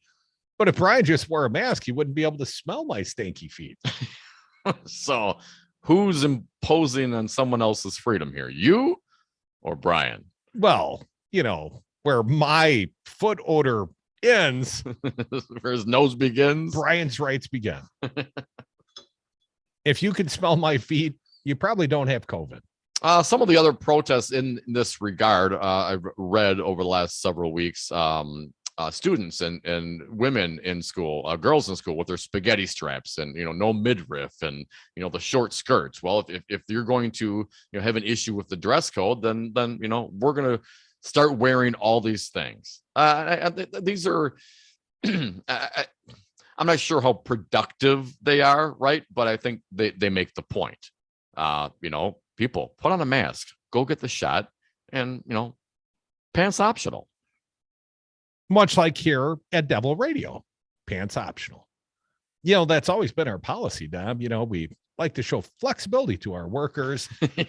You know, we can't offer high compensation or 401ks or health insurance or really any of the good stuff that other employers might offer. But we have a very relaxed dress code. No pants required. Shit my pants. That's it. That's it. I know we still got like a minute left, but you know. Oh man, 844-967-2789. Anyone commenting on Crudy's no pants objections here? I'm gonna take them off right now. Dom. No, Brian. Don't do it. Don't do it. No, no. You know, my overindulgence at the Shakey's buffet has left me with too tight of shorts on today, Dom. And you know, I feel I owe it to my midriff to loosen that load and take them off. That's the smell of desire, my lady. Do not loosen your load, Curdy. Well, I put the shoes back on for Brian's sake. Well, see, here's the point. You always rip on me for wearing the flippy flops, but I can take my pants off real fast if I have flip flops on because I can just discard the flip flops very quickly. I have the right to slack jam.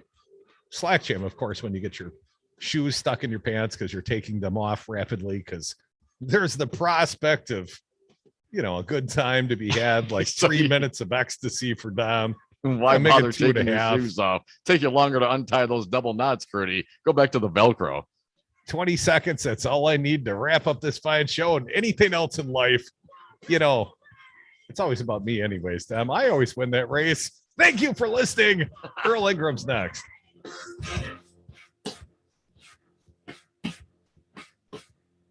don't care what drug will work. Try a bunch of them. You ever seen a grown man naked? I don't know, but I'm suspicious. Hi, I'm Mike Crute, and I'm the